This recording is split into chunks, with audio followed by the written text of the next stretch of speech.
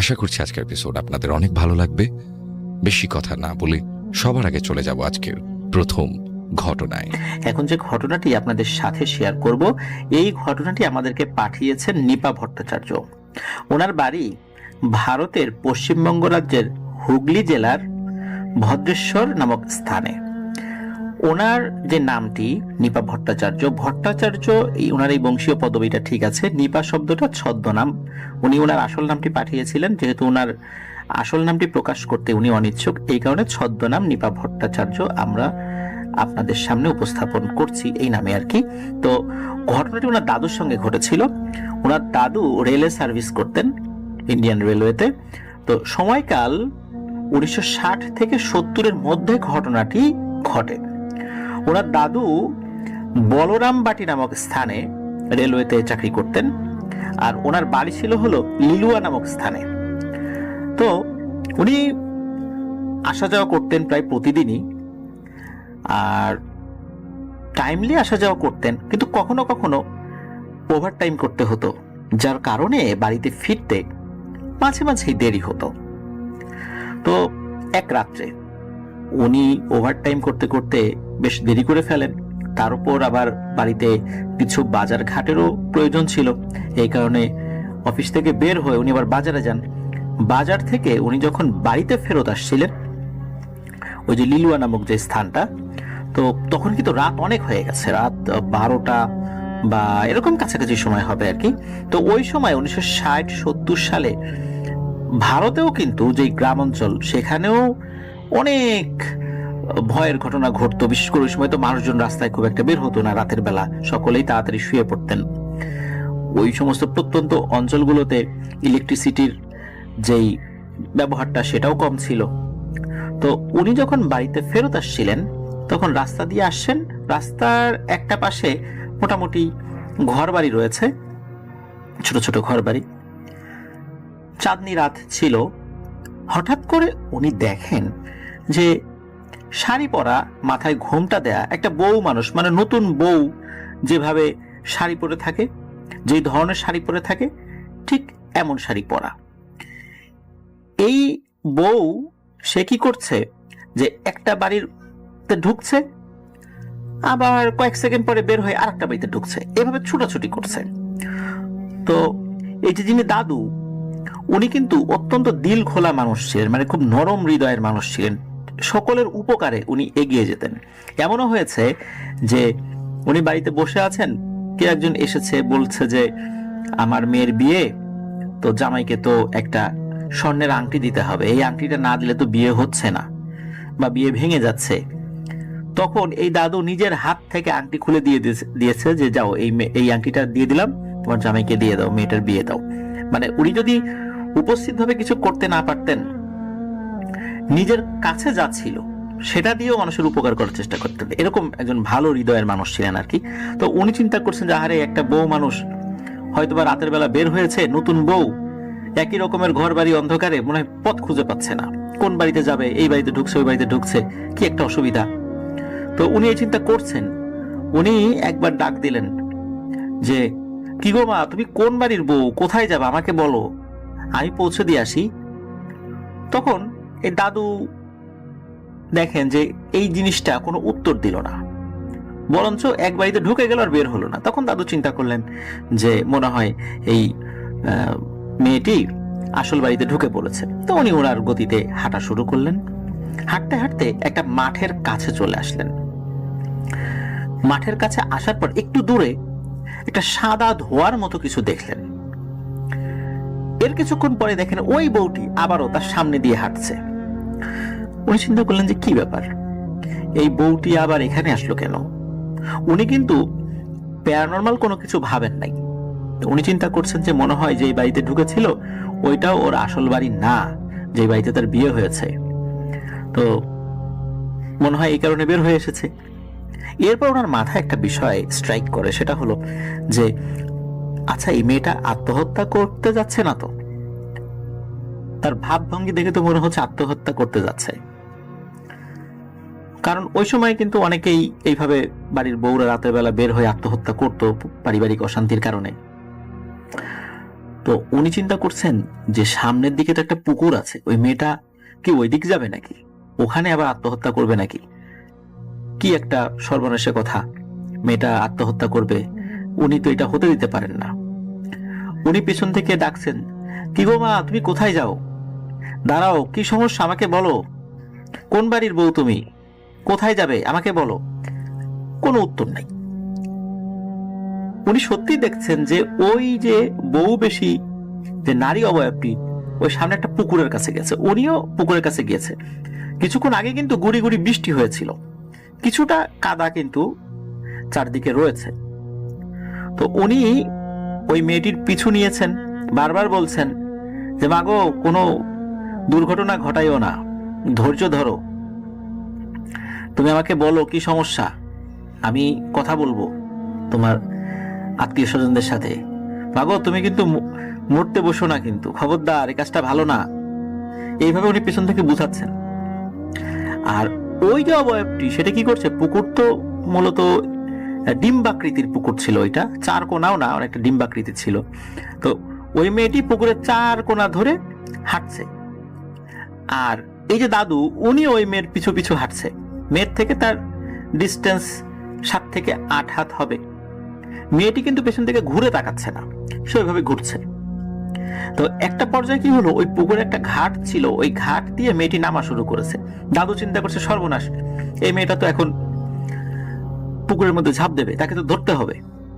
তো উনি তাড়াহুড়া করে ওই মেয়েটিকে ধরতে যাবেন, হঠাৎ পেছন থেকে একটা আওয়াজ আসে, দাদা, ও দাদা, এত রাত্রে পুকুর ঘাটে কি করেন? তো উনি তো চমকে ওঠেন, কি ব্যাপার, পেছন থেকে আবার ডাকে কে? পেছন দিকে তাকিয়ে বলেন যে এই তাড়াতাড়ি এদিকে আসো, যে মেয়েটা তো পুকুরে ঝাঁপ দিচ্ছে। তখন ওই লোকটি বলে যে দাদা, আপনি মেয়ে দেখলেন কোথায়, এখানে তো কেউ নাই। তখন দাদু তাকিয়ে দেখেন আসলেই তো এখানে কেউ নাই। তাহলে এতক্ষণ উনি কাকে ডাকছিলেন, কাকে দেখছিলেন? তখন ওই লোকটি বলে যে দাদা, আপনি এখানে কিভাবে আসলেন, হঠাৎ করে এত রাতের বেলা এই পুকুর ঘাটে চলে এসেছেন, জায়গাটা তো ভালো না। তখন ওই দাদু ওই লোকটিকে সবকিছু খুলে বলেন। তখন ওই লোকটি বলেন যে দাদা, আপনি যেহেতু যেই বিষয়টা বলছেন যে আপনি একটা মেয়ের পিছু পিছু হাঁটছিলেন পুকুরের চারদিকে, একটু আগে তো বৃষ্টি হয়েছে, তো আপনি দেখেন যে আপনার পায়ের ছাপ আছে। ওই লোকটা আবার তার হাতে থাকা টর্চ লাইটের মতো একটা ইয়ে ছিল, ওই সময় যেই ধরনের টর্চ লাইট পাওয়া যেত আর কি পশ্চিমবঙ্গে, তো ওইটা জ্বালিয়ে দেখান যে দেখেন এই যে আপনার পায়ের ছাপ, কিন্তু আপনার পায়ের ছাপ ছাড়া অন্য কোনো পায়ের ছাপ তো দেখা যাচ্ছে না। তার মানে বৃষ্টির পরে এই পুকুর ঘাটে চারদিকে আপনি ছাড়া আর কেউ হাঁটেনি, দেখেন আপনি। সত্যি দেখা গেল ওই দাদুর পায়ের ছাপ, উনি যেই জুতাটা পরেছিল সেই জুতার ছাপটাই চারদিকে, কিন্তু অন্য কোনো পায়ের ছাপ সেখানে নেই। তখন দাদু বুঝতে পারেন যে সর্বনাশ, আমি তো এক ভয়ানক বিপদে পড়তে যাচ্ছিলাম। এই অবয়বটি হয়তোবা এই পুকুরের এই যে ঘাট দিয়ে নামা শুরু করেছিল, আমি যদি ওর সাথে সাথে নামতাম, হয়তো পানির মধ্যেই আমাকে চুবিয়ে মেরে ফেলতো। উনি সৃষ্টিকর্তাকে ডাকেন এবং ওই লোকটিকে ধন্যবাদ জানান যে আপনি এমন একটা সময় চলে এসেছেন যে আমি এই বিপদটা থেকে রক্ষা পেয়েছি। তখন উনিও তাকে ধন্যবাদ জানান যে আসলে আপনাকেও ধন্যবাদ এই কারণে যে আপনাকে তো আমি চিনি, আপনি ভালো মানুষ, আপনি বেঁচে থাকলে আরো বহু মানুষের উপকার করবেন, আপনি অত্যন্ত ভালো মানুষ। হয়তোবা ভগবান এই কারণেই কোনো না কোনো ভাবে আপনাকে এই বিপদ থেকে রক্ষা করার জন্য আমাকে পাঠিয়ে দিয়েছে, কারণ আমারও এই পথ দিয়ে আসার কথা ছিল না। হঠাৎ করে মনে হলো কেউ একজন এই ঘাট দিয়ে নেমে যাচ্ছে, তো দেখে কিন্তু আমার অস্বাভাবিক কিছু মনে হয় নাই, মনে হলো এই লোকটা কোনো বিপদে পড়েছে কিনা, এই জন্য আমি এগিয়ে এসেছিলাম, দেখলাম সত্যি আপনি বিপদে পড়েছেন। তখন দাদু ওই লোকটাকে ধন্যবাদ জানান এবং উনি বাড়িতে চলে আসেন। প্রতিমধ্যে আর কোনো সমস্যা হয়নি।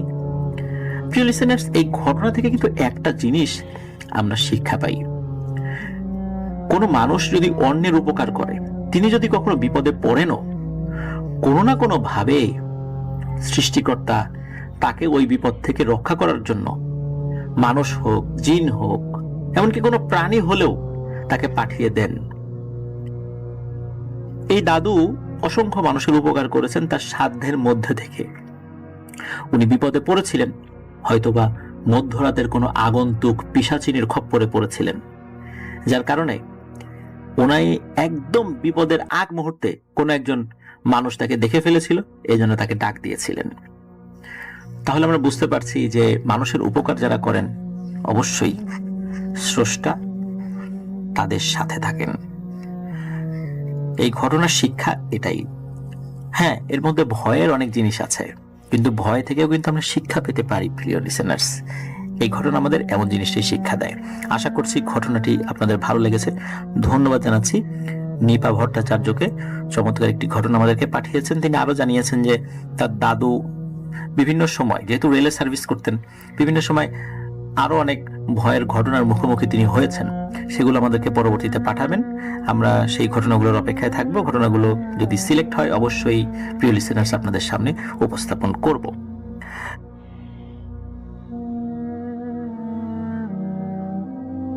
ঘটনাটি হয়েছিল আমার গ্রামের বাড়িতে।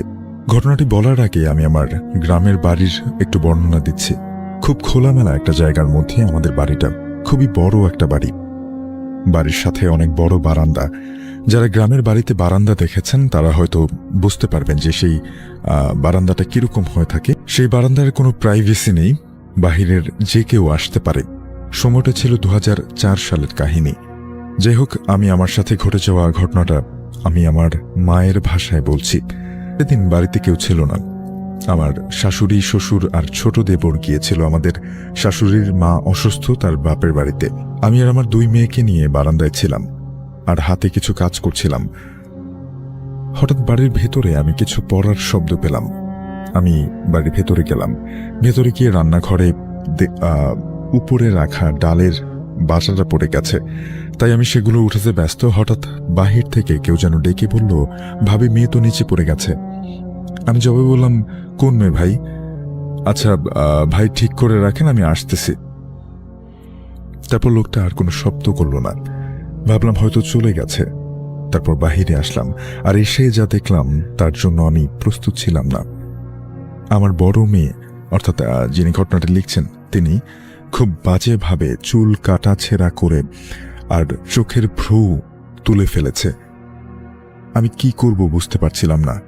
সাথে সাথে আমি আমার শাশুড়িকে কল দিলাম। তারা আমার কথা শুনে 1 মিনিটও দেরি করেনি। বাড়ি ফেরার পথে তারা কোনো এক হুজুর আর ফকির আনেন। সে অনেক কিছু করে, দোয়া তাবিজ ইত্যাদি। আমার মেয়ে বাকি থাকা চুলগুলো ফেলে দেয়, আর সে চুল আমার শাশুড়িকে 7 গিট দিয়ে 7 নদীতে ফেলে দিতে বলে। আর 7 দিন টানা আমার মেয়েকে শীতের মধ্যে সকাল সকাল হুজুর গোসল করতে বলতো। আর 7 দিন আমার মেয়ে অনেক অসুস্থ ছিল। অবশেষে আলহামদুলিল্লাহ ভালো হয়েছিল। পরবর্তীতে হুজুর বলে যে আপনার মেয়ের উপরে কালো জাদু করা হয়েছিল। কালো জাদুটা ছিল এমন, কোনো বাড়ি বা কোনো মহিলার বাচ্চা হচ্ছিল না, অথবা কারো বাচ্চা মারা হয়, তারই বাচ্চার প্রাণ নিতে, তাদের বাচ্চার মধ্যে নিতে চেয়েছিল। অর্থাৎ আপনার বাচ্চার প্রাণটা তার বাচ্চার মধ্যে নিতে চেয়েছিল। জিনিসটা ছিল এমন যে মহিলাটা গর্ভবতী হওয়ার পর থেকে আপনার বাচ্চা অসুস্থ হতে থাকবে। যখন তাদের বাচ্চা দুনিয়ার আলো দেখবে, তখন আপনাদের বাচ্চা দুনিয়ার মায়া ত্যাগ করবে, যাকে বলে একজনের আয়ু ভাগ করে অন্যজনের মধ্যে দেয়া। এটাই ছিল আমার ঘটনা। হয়তো তেমন কিছু নাই কাহিনী, কিন্তু আমার নিজের সাথে হয়েছিল। ভাবলেই আমার গায়ে কাটা দিয়ে ওঠে, তাই শেয়ার করলাম। আমি বাংলা ভালো লিখতে পারি না, ভুল হলে মাফ করবেন। Thank you. ঘটনাটি আমাদেরকে ভূত নাইটের ফেসবুক পেজে পাঠিয়েছেন।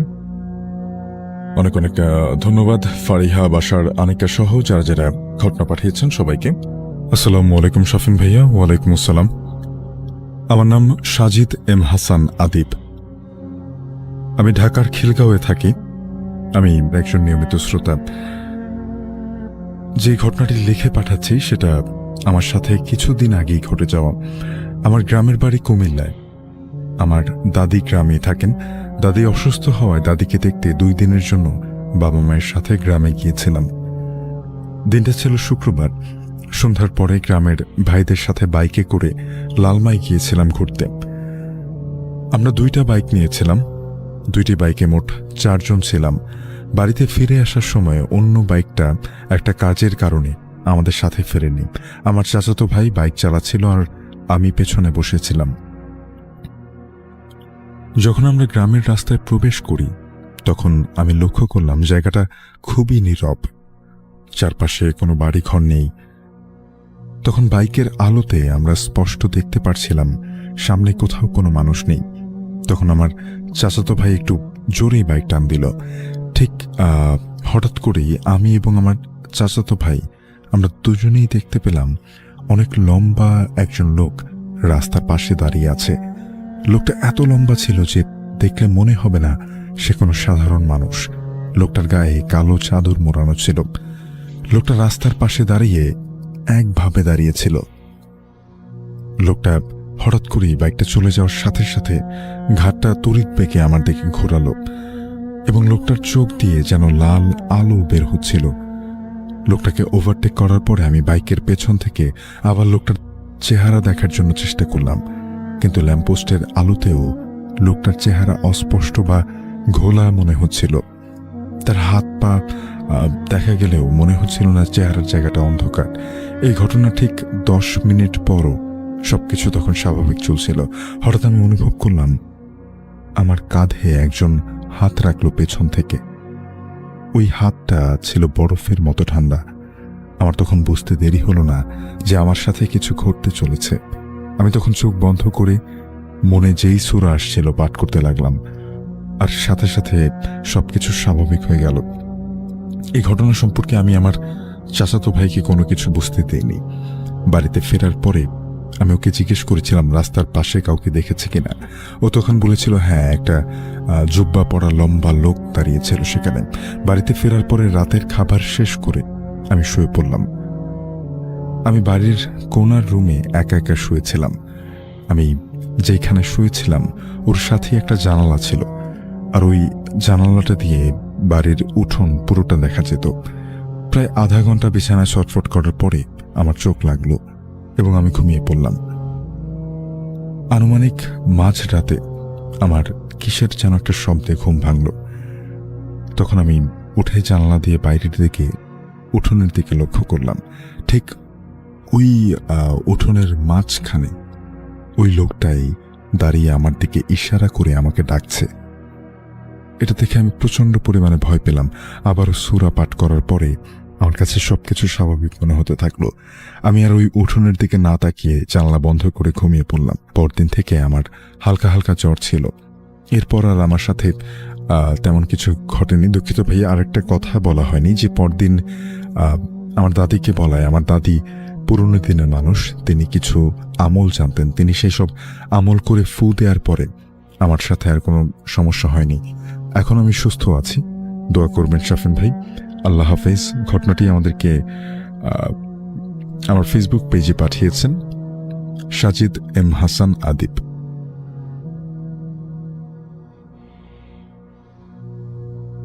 ঘটনা পাঠিয়েছেন তানভীর নিউটন ভাই। যেভাবে লিখে পাঠিয়েছেন ঠিক সেভাবেই পড়ে শোনাচ্ছি। শুরু করছি আজকের আমার 13তম ঘটনা। কেমন লাগলো অবশ্যই জানিও কমেন্টে। বাংলাদেশের হন্টেড প্লেসগুলোর মধ্যে অন্যতম জায়গা ধরা হয় চলন বিল। চলন বিল মূলত বাংলাদেশের সিরাজগঞ্জ ও নাটোর জেলার মাঝামাঝি একটি বড় বিল। বর্ষায় এই বিলটি জলে কানায় কানায় ভর্তি থাকে, যা আমার বাড়ি থেকে মাত্র 40 কিলোমিটার দূরে অবস্থিত। কালো জাদু, তন্ত্র সাধনা, জিন, এই তিনটে নিয়েই আজকের ঘটনা সাজানো হয়েছে। কালো জাদু সম্পর্কে তোমাদের হয়তো অনেকের জানা। আমি শুধু ছোট্ট করে তোমাদের জানাবো জিন সম্পর্কে। মুসলিম ধর্ম মোতাবেক বলা হয়েছে আল্লাহ জিন ও মানুষকে সৃষ্টি করেছে আল্লাহর প্রার্থনা করার জন্য। আমার যা ধারণা, জিন বা ভূত বা অশরীরী আত্মা আছে বলেই মানুষ প্যারানর্মাল ঘটনার সম্মুখীন হয়। জিনরা অনেক রূপ ধারণ করতে পারে, কুকুর, সাপ, এমনকি মানুষের রূপও ধারণ করতে পারে। ঘটনাটি সংগ্রহ করেছি একজন মাঝির থেকে, যিনি তান্ত্রিক ছিলেন।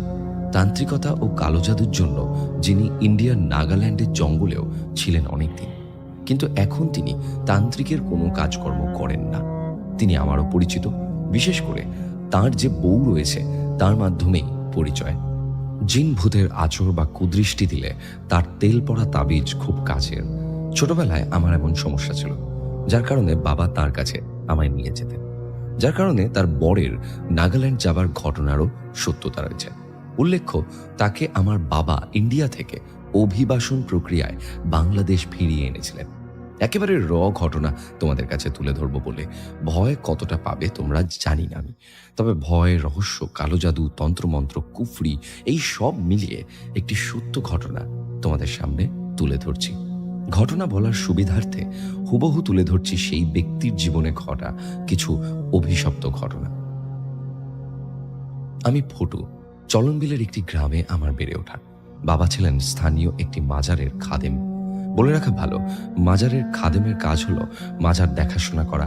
ধর্মীয় শিক্ষাও তার বেশ ভালো ছিল, আর পাশাপাশি তিনি কৃষিকাজ করতেন। ছোট থেকেই শুনতাম আমার বাবা নাকি জিন পুষতেন। আমি নিজেও দেখেছি বিভিন্ন অলৌকিক জিনিস। বাবা খুব সৎ মানুষ ছিলেন বলে জিনদের কোনো খারাপ কাজে ব্যবহার করতেন না। মাঝে মাঝে তাদের খাওয়ানোর জন্য চলনবিল থেকে মাছ ধরে হাতে রান্না করে মাজারে নিয়ে যেতেন। ধীরে ধীরে যখন আমি বড় হই, বাবা বাড়ি ছেড়ে সেই মাজারেই সময় কাটাতেন। রাতে মাজারে আমিও অনেকদিন মাছ সেদ্ধ করে দিয়ে আসতাম, আবার পরদিন ফাঁকা বাটি নিয়ে আসতাম। বাবার সাথে 6টা জিন থাকতো, আমি কোনোদিন দেখিনি। তবে বাবার কাছে 6টা কালো কুচকুচে কুকুর দেখতে পেতাম। তাদের শুধু রাতেই দেখতাম মাঝে মাঝে, বিদেশি কুকুরদের মতন দেখতে, আর গায়ে কালো কুচকুচে লোম। দিনের বেলা বাবার কাছে অনেক লোকজনই দূর দূরান্ত থেকে নৌকো পাড়ি দিয়ে বাবার মাজারে আসতেন পানি পড়া, তেল পড়া, তাবিজ এসব নেবার জন্য। ভালোই নাম ডাক ছিল বাবার, কিন্তু তিনি কোনো টাকা পয়সা নিতেন না। মাজারের দান বাক্সে কেউ কেউ কিছু দান করতেন, তাও 2-5 টাকার বেশি নয়। সেটা দিয়েই মাজারের উন্নয়নের কাজ চলত। আর পাশাপাশি একটা এতিমখানা ও মাদ্রাসা গড়েছিলেন, সেটাও বাবার মৃত্যুর 2 বছর আগে। আমি নিজে খুব একটা ধর্মকর্ম করতাম না, কিন্তু বাবার সেই ক্ষমতা, জিন পোষা, এসবের প্রতি একটা টান আমার ছিল। বাবাকে মাঝে মাঝেই বলতাম, কিছু শেখাও না, যেন আমিও মানুষের জন্য কিছু সমস্যার সমাধান দিতে পারি, আমিও যেন জিন পুষতে পারি। বাবা শুধু বলতো, আমাকে দিয়ে নাকি ওসব হবে না। বন্ধু আর পাড়ার মানুষগুলোর থেকে শুনতাম জিন, প্রেত এসব পোষ মানালে নাকি তাদের থেকে অনেক সুবিধে পাওয়া যায়। বাবার যখন 55 বছরের মতো বয়স, তখন আমার মা মারা যায়। বাবা একেবারেই বাড়ি ঘর ত্যাগ করে তারপর মাজারে থাকা শুরু করলেন। বাড়ির কোনো খাবার খেতেন না, লোকজন যা খাবার দিত সেটিই খেতেন। আমি মাজারের পাশ দিয়ে গেলে তবেই হয়তো টুকটাক কথা হতো। 1985 সালে কোনো এক বন্যায় মাজার সম্পূর্ণ তলিয়ে যায় সেই মাদ্রাসাটিও। 9 জন এতিম বাচ্চাকে নৌকোয় করে নিরাপদ জায়গায় সরিয়ে বাবা এসে ওঠেন বাড়িতে। চারিদিকে জল থই থই করছে। গ্রামের 30 থেকে 32টি বাড়ির মধ্যে 5টি বাড়ি ডুবে গেছে নিচু জায়গায়, আর সেই মাজারটি আরো নিচু জায়গায় থাকায় ডুবে গেছিল। পরদিন রাতে সেই 6টি কুকুরকে দেখেছিলাম। বাবা মাছ খাওয়াচ্ছিলেন, আমি মাছ ধরার কাজ করতাম। মাছ ধরতাম সারাদিন, আর পাইকাররা সেগুলো কিনে নিয়ে যেতেন। পরদিন কাজে যাই আর ফিরি দুপুরে, দেখি সবাই বাবাকে জটলা করে ঘিরে রেখেছেন। বাবা সেদিন বিকালে মারা যায়। সন্ধ্যাতেই বাবার দাফন সম্পন্ন করা হয় বাড়ির থেকে একটু কাছেই একটি গোরস্থানে। সবাই মাটি দিয়ে চলে যায়, আমি আরো কিছু সময় সেখানে দাঁড়িয়েছিলাম। ফিরে আসার সময় সেই 6টি কুকুরকে শেষবার দেখেছিলাম। কালো কুচকুচে কুকুরগুলো, টর্চের আলোয় চোখগুলো লাল জলজল করছিল, চোখের কোনা দিয়ে জলও গড়াচ্ছিল। বাবার মৃত্যুর শোক পার করছিলাম। মাঝে মাঝে সেই কুকুরগুলো বাড়ির উঠোনে বসে কেমন যেন কাঁদতো। কি করুন সেই কান্না কুকুরগুলোর। আমার বাবার মৃত্যুতে যেন তাদেরই শোক বেশি, কিন্তু রাত ছাড়া তাদের কেউ কখনো দেখতো না। দিনের বেলা কোথায় যে উধাও হয়ে যেত কে জানে। রাতের বেলা ঠিক এসে উঠানে হাজির হতো। আমার বউ ওদের মাছ সেদ্ধ করে খেতে দিত। সন্ধ্যার পর যখন ঘুমোতে যেতাম, বউ মাছ সেদ্ধ করে স্নান করার জায়গায় রেখে আসতো। সকালে কোনো মাছই দেখতে পেতাম না, তবে তারা প্রতিদিন আসতো না। খেয়াল করে দেখলাম শনিবার রাতে তারা আসতো। বাবার এই কুকুরের বিষয়গুলো এলাকার লোকজন, মুরব্বীরাও জানতো। সবাই আমাকে বলতো এদের পোষ মানাবার কথা। একদিন লাল গেরুয়া টাইপ পোশাক পরা একজন বাবার খোঁজ করতে আসেন। লোকটিকে আগেও একবার দেখেছিলাম বাজারে। 2 দিনের জন্য এসেছিলেন। বাবার মৃত্যুর খবরে তিনি বেশ কষ্টই পাচ্ছিলেন। এসেছেন সেই সুদূর সিলেট জেলা থেকে, যা আমার বাড়ির থেকে প্রায় 450 কিলোমিটার দূরে। বাড়িতেই থাকার অনুরোধ জানালাম। বয়স আনুমানিক 50-এর কাছাকাছি হবে। কথায় কথায় আমি সেই কুকুরগুলোর কথা বলি। তার চেহারায় এমন একটা ভাব ফুটে ওঠে যেন এই খবরটার জন্যই তিনি অপেক্ষায় ছিলেন। তার থেকেই জানতে পারি এই কুকুর 6টিকে যদি তন্ত্র সাধনা করে বাগে আনা যায় তবে সবকিছুই সম্ভব। কিন্তু আমি তো এসবের কিছুই জানি না। আমার ভিতরেও লোভ জাগতে শুরু করলো। সেই সময়টা মনে হচ্ছিল ওই কুকুর রূপী জিনগুলো মহামূল্যবান সম্পদ। জানতে পারলাম তিনিও নাকি এসব তন্ত্রমন্ত্র, কালা জাদু এসব করেন। কিন্তু তিনি যেসব ফর্মুলা, নিয়ম কানুন জানালেন তাতে বোঝা গেল এটা কোনো ধর্মীয় বিষয় দ্বারা পোষ মানানো যাবে না। কোরআন ও গীতার কিছু কিছু লাইন উল্টো করে পড়ে এদেরকে আয়ত্তে আনতে হবে, যেটাকে কুফরি করা বলা হয়। সোজা হিসাবে বললে এটাই কালো জাদুর মন্ত্র। এসবের জন্য নাকি ট্রেনিংও হয়, যেসব কামাখ্যা দেবীর মন্দির সংলগ্ন গহীন জঙ্গল এবং নাগাল্যান্ডের কোনো একটি জঙ্গলে হয়ে থাকে। আমার বউকে যখন এসব বলি, সে কোনো সমর্থন করে না। আমার বউয়ের মতে এসব পাপ কাজ, কোনো দরকার নেই জিনদের আয়ত্তে আনার। কিন্তু আমার ভিতরে তো তখন জিনদের আয়ত্তে আনার প্রবল আকাঙ্ক্ষা। আগত কাকার সাথে গোপনে আলোচনা করা শুরু করলাম। আমি এই কাজটা করেই ছাড়ব। আমি কাকার সঙ্গে নাগাল্যান্ড যাব, এটাই সিদ্ধান্ত নিই। পরদিন শনিবার বিকালে মাছ সেদ্ধ করে সেই কাকা আনেন। যথারীতি দুজনই অপেক্ষা করতে থাকি কখন সেই কুকুরগুলো আসবে। গরমের দিন দুজনে মাদুর পেতে বসে আছি ঘরের সামনে, গল্প করছি আর অপেক্ষায় আছি কখন কুকুরগুলো আসবে। অপেক্ষার অবসান ঘটিয়ে 5টি কুকুর চলে এলো ডিশে রাখা সেই মাছ খেতে। হালকা চাঁদের আলোয় আর বারান্দায় রাখা কেরোসিনের প্রদীপের আলোয় তাদের চোখগুলো জলজল করছিল। কাকা ঝটপট তার থলে থেকে কিসের যেন একটা হাড় বের করে মন্ত্র পড়তে পড়তে কুকুরগুলোর চারিপাশে সেই হাড় দিয়ে মাটিতে একটি বৃত্ত কেটে দেয়। এই প্রথম কুকুরগুলোকে আমি নিমেষেই ভ্যানিশ হয়ে যেতে দেখি। চোখের সামনে থেকে গায়েব 5টি কুকুর। মাছগুলো যা ছিল সেগুলোও ভ্যানিশ। এখানে অবাক করা বিষয় হলো, ছিল তো 6টি কুকুর, তাহলে এলো 5টি কুকুর কেন? আরেকটি কুকুর কোথায়? আমি বোধহয় সাময়িক জ্ঞান হারাই। কাকার জলের ঝাপটায় আমার জ্ঞান আসে। পরদিন সকালে কাকার সাথে আবার গোপনে কথা বলি। জিনগুলোকে কাকা তার মন্ত্র বলে আয়ত্তে আনে। জিনগুলোকে সেই হাড়ের মাধ্যমে আর সেদ্ধ করা মাছের মাধ্যমে কাকা তার ছোট্ট লাল কাপড়ের মধ্যে বন্দি করেছে। কাকার পকেট থেকে একটি লাল কাপড় কাকা বের করলেন।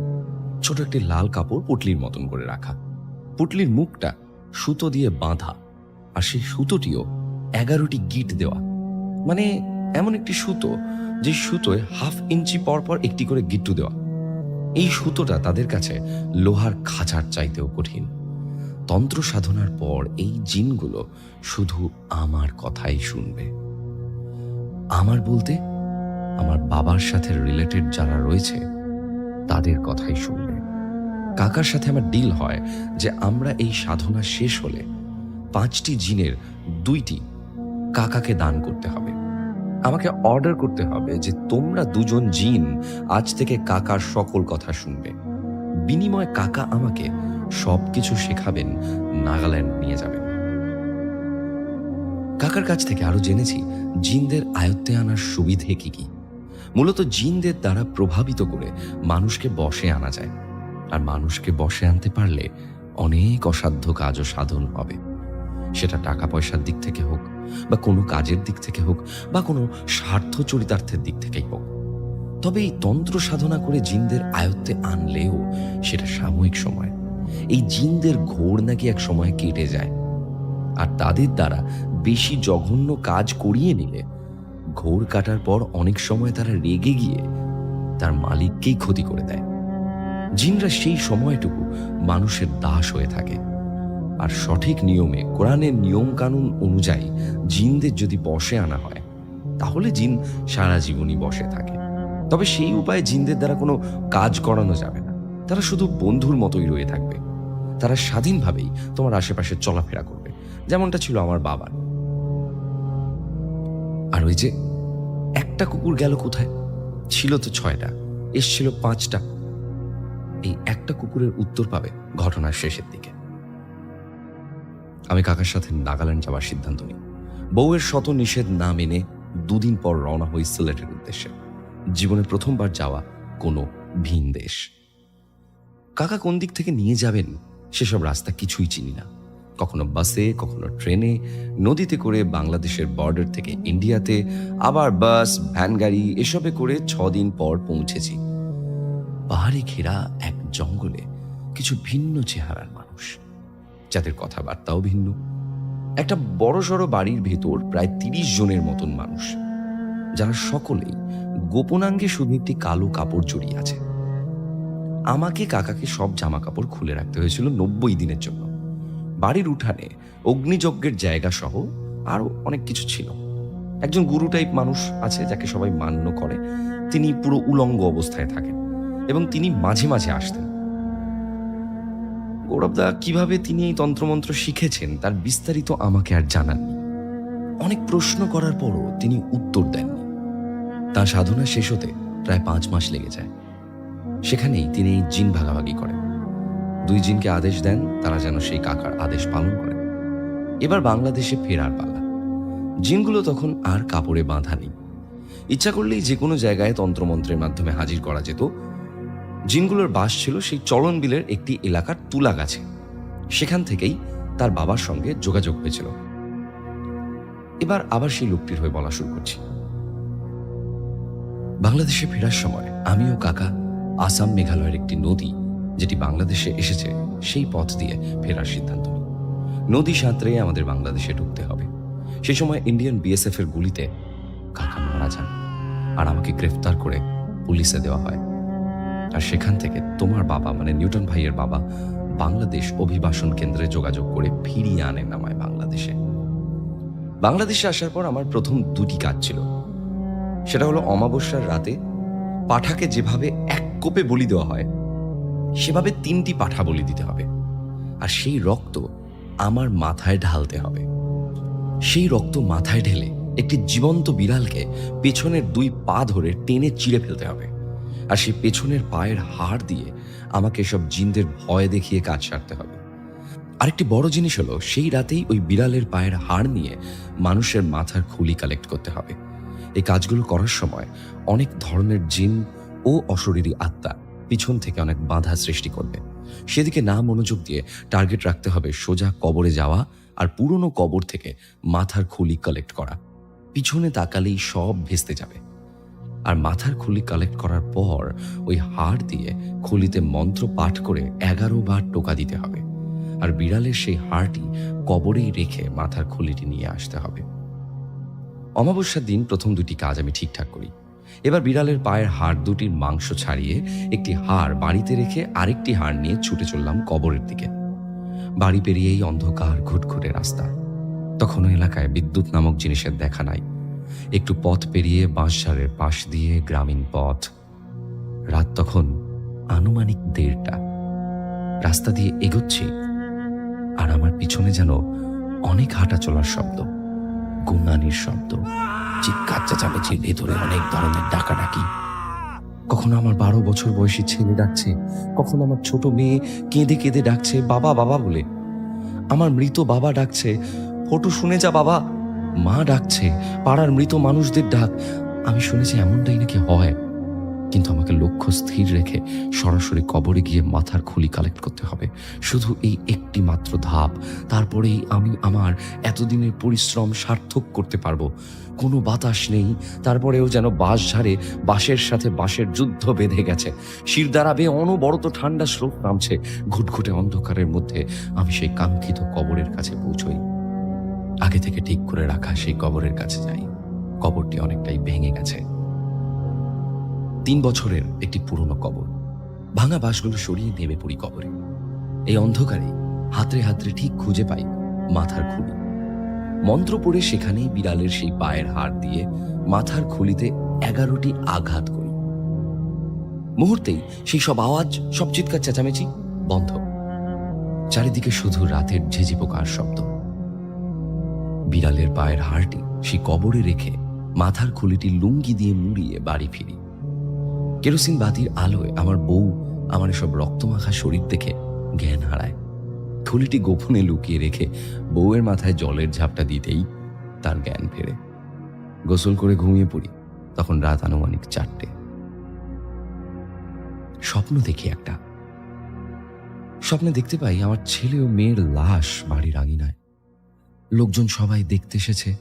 আমার বউ কাঁদতে কাঁদতে মূর্ছা যাচ্ছে, আর আমি ঘরের সামনের বারান্দায় বাঁশের মধ্যে মাথা ঠেকিয়ে কাঁদছি।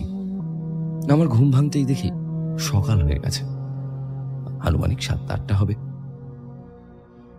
পুরো শরীর জ্বরে কাঁপছে, মাথা যন্ত্রণায় উঠতে পারছি না। বউ কিসের যেন জল ও তেল মালিশ করায় আমার শরীরটা ভালো হয়। এবার আমার পরীক্ষা করার পালা।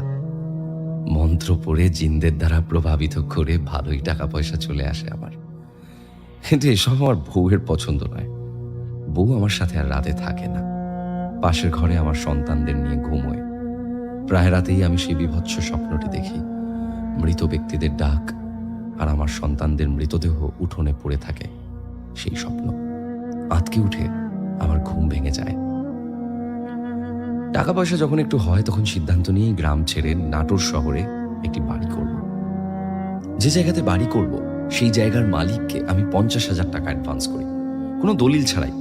বাকি 70,000 টাকা দিয়ে দলিল করে জায়গাটা আমার নামে করে নেব। কিন্তু লোকটি আমাকে ধোঁকা দেয়। সে জায়গার দাম 2 লাখ টাকা চায়। তাকে কোনোভাবেই আমি বসে আনতে পারিনি। অবশেষে আমি তার ক্ষতি করার সিদ্ধান্ত নিই।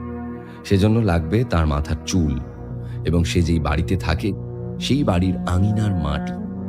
আমি তাকে 2 লাখ টাকা দেব এই শর্তে আবার তার সঙ্গে খাতির জমাই। কৌশলে তার মাথার চুল ও তার বাড়ির আঙিনার মাটি সংগ্রহ করি। একটা কাপড়ের পুতুল বানাই, যেমন পুতুল ছোটবেলার বাচ্চারা খেলে ওরকম। মন্ত্র পাঠ করে সেই পুতুলটির মাথার কাছে মন দিয়ে সেই চুলটি লাগিয়ে দিই। 11টি সুই সেই পুতুলে ঢুকিয়ে দিই, আর সেই পুতুলটি কবরের পাশে পুঁতে দিই। আর তার বাড়ির উঠোনের মাটিগুলো জিনদের সাহায্যে মন্ত্র পড়ে ফু দিই। এই মাটিগুলো পরদিন সকালে আবার তার উঠোনে ছিটিয়ে দিয়ে আসি। ঠিক তার 4 থেকে 5 দিন পর জানতে পারি সেই লোকটি অসুস্থ হয়ে হাসপাতালে। কোনো না কোনোভাবে তার কোনো রোগ নিরাময় হচ্ছে না, এমনকি ডাক্তাররাও নাকি তার রোগ ধরতে পারছে না। মানে আমার কাজ সফল হয়েছে। এবার লোকটির টাকার প্রয়োজন, আর এই সুযোগে আমি কম টাকায় জায়গাটি পেয়ে যাব। আমি আবারও তাকে জায়গার কথা বলি। লোকটি 1,20,000-এই রাজি হয়ে যায়। আরও 50,000 টাকা তাকে দিয়ে লোকটির সঙ্গে চুক্তি হয় আগামী সোমবার বাকি 20,000 টাকা দিয়ে জায়গাটি দলিল করে নেব। আর লোকটির অসম্ভব কষ্ট দেখে সিদ্ধান্ত নিই বাড়ি ফিরে সেই পুতুলটি থেকে গেঁথে দেওয়া সুইগুলো বের করব, আবার সবকিছু আগের মতন ঠিক করে দেব। বাড়ি ফিরে রাতে কবরের সেই মাটি সরিয়ে পুতুলটিকে বের করি। সুইগুলো খুলে আবার আগের মতন করে রেখে দিই এবং ঘুমিয়ে পড়ি। রাতে আমি আবারও সে একই স্বপ্ন দেখি। ছেলে মেয়ে পড়ে আছে উঠোনে। ঘুম ভেঙে যায় আমার। রবিবার দিন আমি হাটে গিয়েছিলাম। হাটে আমি খবর পাই এলাকার একটি ছোট নৌকো নাকি চলন বিলে ডুবে গেছে। আমি কোনো পাত্তা না দিয়ে বাড়ি ফিরি। বাড়ির উঠোনে মৃত অবস্থায় পড়ে আছে 2টো লাশ। লাশ ধরে আর কারণ নয়, আমার ছেলে মেয়ের। এই দৃশ্যটাই তো আমি স্বপ্নে দেখেছি বহুবার। আমার বউ সেই একই জায়গায় ডুকরে কাঁদছে, যা আমি আগেও স্বপ্নে দেখেছি। আমি ঘরের সামনে সেই বারান্দায় পাশে মাথা লাগিয়ে কাঁদছি, আর দেখছি আমার সন্তানদের লাশ। ছোট নৌকোয় করে আমার ছেলে মেয়ে ও আরো 2জন গেছিল নিজেরাই চলন বিলে। সেখানে নাকি নৌকো ডুবে যায়। বাকি 2জন বেঁচে থাকলেও আমার সন্তান দুটো বাঁচে না। সন্তানদের দাফনের পর সেই সন্ধ্যায় দেখতে পেয়েছিলাম সেই একটা কুকুরকে, যে কুকুরটা মিসিং ছিল। চোখ দিয়ে জল গড়ছে, এক পলকে তাকিয়ে আছে আমার দিকে। বাড়ি ফিরে সেই বিড়ালের যে একটি হাড় রয়েছিল, যেটি দিয়ে আমি ভয় দেখিয়ে জিনদের থেকে বিভিন্ন কাজ করিয়ে নিতাম, সেটি এবং মাথার খুলি সে কবরে রেখে আসি, যেখান থেকে খুলিটি আমি সংগ্রহ করেছি। আজ থেকে আমার আয়ত্তে থাকা সেই 3টি জিন একেবারে মুক্ত। বউকে কাঁদতে কাঁদতে কথা দিয়ে জীবনে আর কোনো দিন এসব কাজ করব না। আমার সন্তানদের মৃত্যু কি নিছক দুর্ঘটনা, নাকি আমার এসব কুকর্মের জন্য এসব হয়েছে? আমি মনে মনে নিজেকেই দায়ী করি সবসময়, কিন্তু বউকে কোনোদিন বলিনি। ভিতরে ভিতরে দুমড়ে মুচড়ে কাঁদি। এরপর আমার স্ত্রী কঠিন রোগে আক্রান্ত হয়। যত টাকা আমি এসব বাজে কাজ করে ইনকাম করেছি তার ডাবল টাকা চলে যায়। এমনকি জমি বিক্রি করে স্ত্রীকে সুস্থ করি। শুধু এই ভিটে বাড়ি ছাড়া আমার আর কিছুই থাকে না। আবারও কাজ শুরু করি মাছ ধরার। আর আমার বউ ঠিক আমার বাবার মতোই লোককে ফ্রিতে তাবিজ তেল পড়া দেয় কুদৃষ্টি থেকে বাঁচতে। আমার বাবা মৃত্যুর দিন সকালে কাউকে একজন বলে যায় যে যেন আমার বউকে দেখে রাখে, আর সেটি বলেছিল একটি জিনকে। আর সেই জন্য ওই কুকুররূপী জিনটি সেদিন ধরা পড়েনি।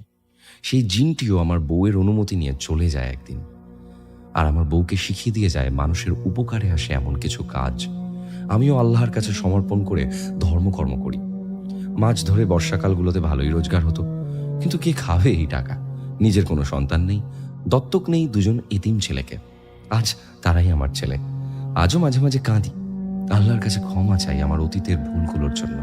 এই দুটো ছেলের এক ছেলে চলে যায় তার অরিজিনাল বাবা মায়ের কাছে, আরেকটি ছেলে এখন মাদ্রাসার হুজুর।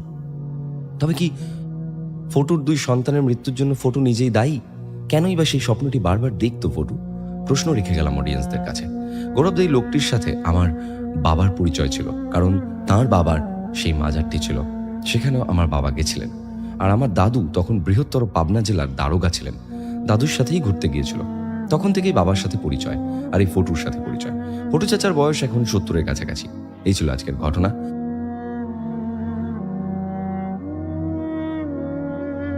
হ্যালো, আসসালামু আলাইকুম রাসেল ভাই। আজকে যে ঘটনাটি নিয়ে হাজির হয়েছি, এই ঘটনাটি আমাকে পাঠিয়েছেন লালমনিরহাট জেলার থেকে বিপুল ভাইয়া। এই ঘটনাটি ওনাদের বাসার একটি পুরনো একটা ঘটনা। তো এই ঘটনাটি উনি সংগ্রহ করে আজ থেকে প্রায় কয়েকদিন আগে। তো ঘটনাটি ঘটে আজ থেকে প্রায় 20 বছর আগের একটি ভয়ঙ্কর লেভেলের ঘটনা। সেই ঘটনাটি উনি ওনার দাদির কাছ থেকে কালেক্ট করে ঘটনাটি। তো সেই ঘটনাটি আপনাদের মাঝে আমি শেয়ার করতে যাচ্ছি। তো সরাসরি আমি ঘটনায় চলে যাচ্ছি। তাদের বাড়িটা ছিল একটা পুরানো বাড়ি, এবং তাদের বাড়ির আশেপাশে ঝোড় জঙ্গলে ভরপুর ছিল। আজ থেকে 20 বছর আগে প্রায় এতটা গ্রাম অঞ্চল আগে যেরকম ছিল, এখন যেরকম আছে, আগে অতটা ছিল না। আর সে সময় আজ থেকে 20 বছর তারও আগে থেকে ওই তাদের পুরনো বাড়িটা একদম ঝোড় জঙ্গলে ভরপুর। কেননা ওই আশেপাশে মানে তাদের বাড়ির আশেপাশে আর কোনো বাড়ি ছিল না, এবং তাদেরই একটা শুধু বাড়ি ছিল। এই বাড়িটা পুরো এলাকায় নাম চিনত যে পুরনো বাড়ি। তো এ বাড়িটার নামই ছিল পুরনো বাড়ি নামে পরিচিত, কারণ এ বাড়ির বয়স মোটামুটি ওই 20 বছর আগেও থেকে ওই বয়স হয়ে যায় প্রায় 80 থেকে 90, 100 পার হয়ে যাবে আর কি, এরকম একটা অবস্থা। তো এই বাড়িতে হঠাৎ করে তাদের বাড়ির পেছনে একটা পুকুর ছিল। এই পুকুরে অদ্ভুত ধরনের কিছু ভৌতিক ঘটনা ঘটতো প্রায় মাঝে মধ্যে আর কি। তো যখন এরকম মাঝে মধ্যে এরকম ভৌতিক কিছু ঘটতো, তখন তারা এই বিষয়গুলো হালকাভাবে নিত। সো একদিন হঠাৎ করে একটা বাচ্চা গোসল করতে গেছে, মানে কয়েকজন মিলে গোসল করতে গেছে। এই গোসল করা অবস্থায় একটা বাচ্চা সাঁতার কাটতে কাটতে ওই পুকুরটার মাঝখানে গেছে। এ কিন্তু প্রচণ্ড পরিমাণে সাঁতার পারে, এবং সে ওইখানে যাওয়ার পর সে অটোমেটিক পানি খাচ্ছে, ডুবতেছে আর পানি খাচ্ছে, এরকম একটা অবস্থা। তো যখন পানি খাচ্ছে এরকম করে, তখন সে আবার যখনই ভেসে ওঠে তখনই চিল্লা যে বাঁচাও বাঁচাও এরকম করে। তো তাদের সাথে যে আরো কয়েকটা বাচ্চা ছিল, তারা সাহস পাচ্ছিল না যে তাকে নিয়ে যেতে। একটা বাচ্চা আবার কি করে, বুদ্ধি খাটিয়ে একটা বাচ্চা মানে পুকুর থেকে উঠে দৌড়ি যে ওর আব্বুকে বলে যে আপনার ছেলে এরকম হচ্ছে, পানি খাচ্ছে। ওর আব্বু জোরে আস্তে আস্তে ও একদম হালকা হয়ে গেছে, মানে পানি খাইতে খেতে হালকা হয়ে গেছে। ওর আব্বু জোরে সাঁতার কেটে যে ওকে ধরছে। যখন উনি ধরছে ওকে, তখন মনে হচ্ছিল যে কেউ হয়তো ওকে নিচের দিকে টেনে ধরে রাখছে, মানে এরকম একটা অবস্থা। তো যখন নিচের দিকে টেনে ধরে রাখছে এরকম দেখতেছে, তখন উনি আর ওখানে মানে ছোড়া ফোড়া শুরু করছে পানিতে। উনি বুঝতে পারছে যে এখানে হয়তো কিছু একটা ওকে টেনে ধরছে। এটা বোঝার পর ওকে ওখান থেকে কোনোভাবে উঁচায় তোলার পর তাদের যে সাথী কয়েকজন ছিল তারা কিন্তু আগে থেকে উঁচায় উঠে গেছে যখনই ওরকম থেকে। একজন অবশ্য গেছিল তাকে বাজাইতে, কিন্তু ও পরে ভয় পেয়ে পিছিয়ে আসে। আর পরে ওকে পানি থেকে তোলার পর ও অজ্ঞান হয়ে যায় কিছুক্ষণ পরেই। মানে ওকে জ্ঞান ফেরার পর সে বলে যে আমি ওখানে যখন সাঁতার কাটতে গেছি, যাওয়ার পর আমার পাটা কে জানি টেনে ধরছে একটা হাত দিয়ে, এবং আমি প্রথমবার যখন হাতটা টেনে ধরছে তখন আমি নিজেই হাতটা ছাড়ানোর জন্য আমি ভাবছি যে আমার বন্ধুরা হয়তো কেউ নিচ দিয়ে এসে টেনে ধরছে, এটা ভাবছি। তো যখন এটা ভেবে আমি মানে ডুব দিছি, আবার নিজেই ডুব দিয়ে হাতটাকে সরানোর জন্য যে চেষ্টা করব, যখন হাত দিছি আমি আর একটা হাত দিয়ে ওকে ধরছি, ওই হাতটা এতটা পরিমাণে ঠান্ডা, মানে বরফে মানে এতটা বরফ হয়ে গেছে হাতটা, এরকম একটা অবস্থা। আর হাতটার এই কোণু থেকে এরকম একটা অবস্থা, এই কোণু থেকে এই পর্যন্ত আর বাকি কোনো মানুষ ছিল না ওইখানে, শুধু একটা হাতেই আমার পাটা চেপে টেনে ধরছিল। আর আমি উঠতে পারতেছিলাম না, এরকম করে আমি নামতেছি উঠতেছি, মানে পানি থেকে উঠতেছে ডুবতেছে, এরকম একটা অবস্থা। তো যখন এরকম অবস্থায় তখন উনি আবার বলে যে আর এই দিঘিতে নামা যাবে না, কারণ এখানে ভয়ঙ্কর কিছু ঘটতে পারে। তো সেদিনের পর থেকে আর কেউ ওইখানে গোসল করতে যায় না। সে একদিন ওই পুকুর ধারের পাশ দিয়ে আবার একটা রাস্তা, ওই পুকুর পাড়ে রাস্তা দিয়ে একজন খরচ নিয়ে আসতেছে। তার বয়স প্রায় মোটামুটি 20 বছর মতো এরকম হবে, মানে রাত্রিকালীন 7টা-8টা হবে এরকম সময়। তো টর্চ লাইট নিয়ে আস্তে আস্তে আসতেছে, আসা মানে কিছু দূর আসছে, মানে পুকুরের ধারে আসছে যখন, তখন উনি হঠাৎ করে দেখতে পায় যে কিছু দূর সামনে জঙ্গলের ভেতর দিয়ে একটা হাত মানে রাস্তার দিকে পড়ে আছে, আর বাকি হাতটা মনে হচ্ছে যে জঙ্গলের ভিতরে। মানে উনি আবার ভাবছে যে একটা লাশ হয়তো কেউ ফালায় দিছে, এই হাতটা কেউ বাহিরে বের করছে আর বাকি লাশটা পেছনে আছে, এটা উনি ভাবছে। তো এটা ভেবে উনি সাহস করে আর কি যাইতেছে যে দেখবে ওটা কে ওখানে, আর ওরকম করে আছে। ওনার কিন্তু ওই জায়গাটা প্রচণ্ড লেভেলের ভয় লাগা শুরু করে। তো যখন রাসেল ভাই ওখানে প্রচণ্ড লেভেলের ভয় লাগা শুরু করছে এই পুরান বাড়ির সামনে, আর উনি এ বিষয়টা জানতেন যে এইখানে কিছু ভৌতিক কিছু ঘটতে পারে। তো উনি আবার ওটা তখন ওনার সেন্সে ছিল না, যে মাথায় ছিল না যে উনি কি করবে। তো উনি আন্দাজ মতো গেছে, যাওয়ার পর উনি দেখতে পেল যে ওই হাতটা যে জঙ্গলের ভিতর দিয়ে গেছে, ওইখানে আর কোনো লাশ বা কিছুই ছিল না, শুধু একটা কাটা হাত, মানে একটা কাটা হাত এখানে পড়ে আছে। এটা দেখার পর ওনার গায়ের লোম একদম শিউরে উঠছে।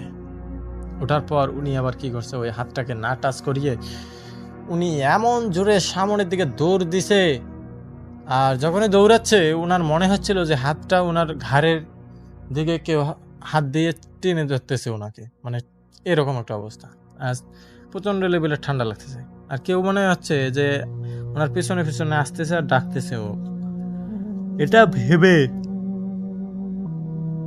উনি দৌড়াতে দৌড়াতে একটা সময় এই পুরান বাড়ি পেরিয়ে একটা নারকেল গাছ ছিল, এই নারকেল গাছের সামনে যে উনি অজ্ঞান হয়ে যায়, এরকম একটা অবস্থা। তো ওইখানে যে যখন অজ্ঞান হয়ে যায় তখন ওনার ভয়, এতটা পরিমাণের ভয়ে কাজ, মানে শরীরের অবস্থা খুবই খারাপ, শোচনীয়ভাবে খারাপ। কেননা ভয় এতটা পরিমাণের খারাপ জিনিস যেটা বলার বাইরে। উনি ভাবতেও পারে নাই যে এরকম একটা কিছু ঘটবে ওনার সাথে। তো যখন এরকম পরিস্থিতি, তখন উনি দৌড়াতে দৌড়াতে ওই জায়গা পেরিয়ে যায়, এবং আরেকজন ওই রাস্তা দিয়ে আসার সময় পরে ওই ছেলেটাকে ওইখানে পাওয়ার পর ওকে বাসায় নিয়ে যাওয়ার পর ওর জ্ঞান ফেরার পরে ওর সাথে সবাই কথা বলার পর ও যেটা বলে, এই বিষয়টা শোনার পর ওই পুরান বাড়ির যে ওই বাড়ির মালিক ছিল যে সময়, তিনি আবার বলেন যে এই পুকুর খনন করার সময় একটা হাত, মানে কঙ্কালে হাত পাওয়া গেছিল। এরপর থেকে এরকম কিছু ঘটে, কিন্তু আমাদের বাড়ির কারোর সাথে এরকম কিছু ঘটে না। কিন্তু যদি বাইরের কেউ এই পুকুরের ধার দিয়ে যাওয়া আসা করে এবং মাঝে মধ্যে এরকম কিছু হয়, কারণ এই কারণটা হওয়ার একটাই কারণ, ওইখানে নাকি একটা কবর ছিল নাকি এরকম করে বলে, যেটা তারা কবরের একটা পুরো লাশটাকেই ওইখানে পায়, তারপরে ওইটা পুকুর খনন করা হয়। তো এরপর থেকেই এইরকম ভৌতিক কিছু ঘটে, এবং ওই বাড়ির মালিকের সাথেও এর আগে অনেক কিছুই ঘটতো, তারপরে কবিরাজি কিছু করার পর আর কি এরকম কিছু ঘটে নাই। আর পরবর্তীতে তারা কবিরাজি কাজ করার পর এই জিনিসগুলোকে নিয়ন্ত্রণে আনছে, আর ওইখানে যে একটা জিন ছিল এই জিনটাকে ওরা আর কি ওই জায়গাটা থেকে তাড়াতে সক্ষম হয়। সো এটাই ছিল বিপুল ভাইয়ের, রাসেল ভাই ঘটনা। তিনি ওনার দাদির সাথে সংগ্রহ করে, মানে ওনার দাদির কাছ থেকে সংগ্রহ করা একটি ভয়ঙ্কর লেভেলের ঘটনা। তো আমি জানি না ঘটনাটি আপনাদের কীরকম লাগলো, আমি আশা করি আপনাদের ঘটনাটি ভালো লাগেছে, এবং এর পরবর্তীতে আরও সুন্দর এরকম বাছাই করে একটি ঘটনা আপনাদের মাঝে নিয়ে আসবো ইনশাআল্লাহ। আল্লাহ হাফেজ।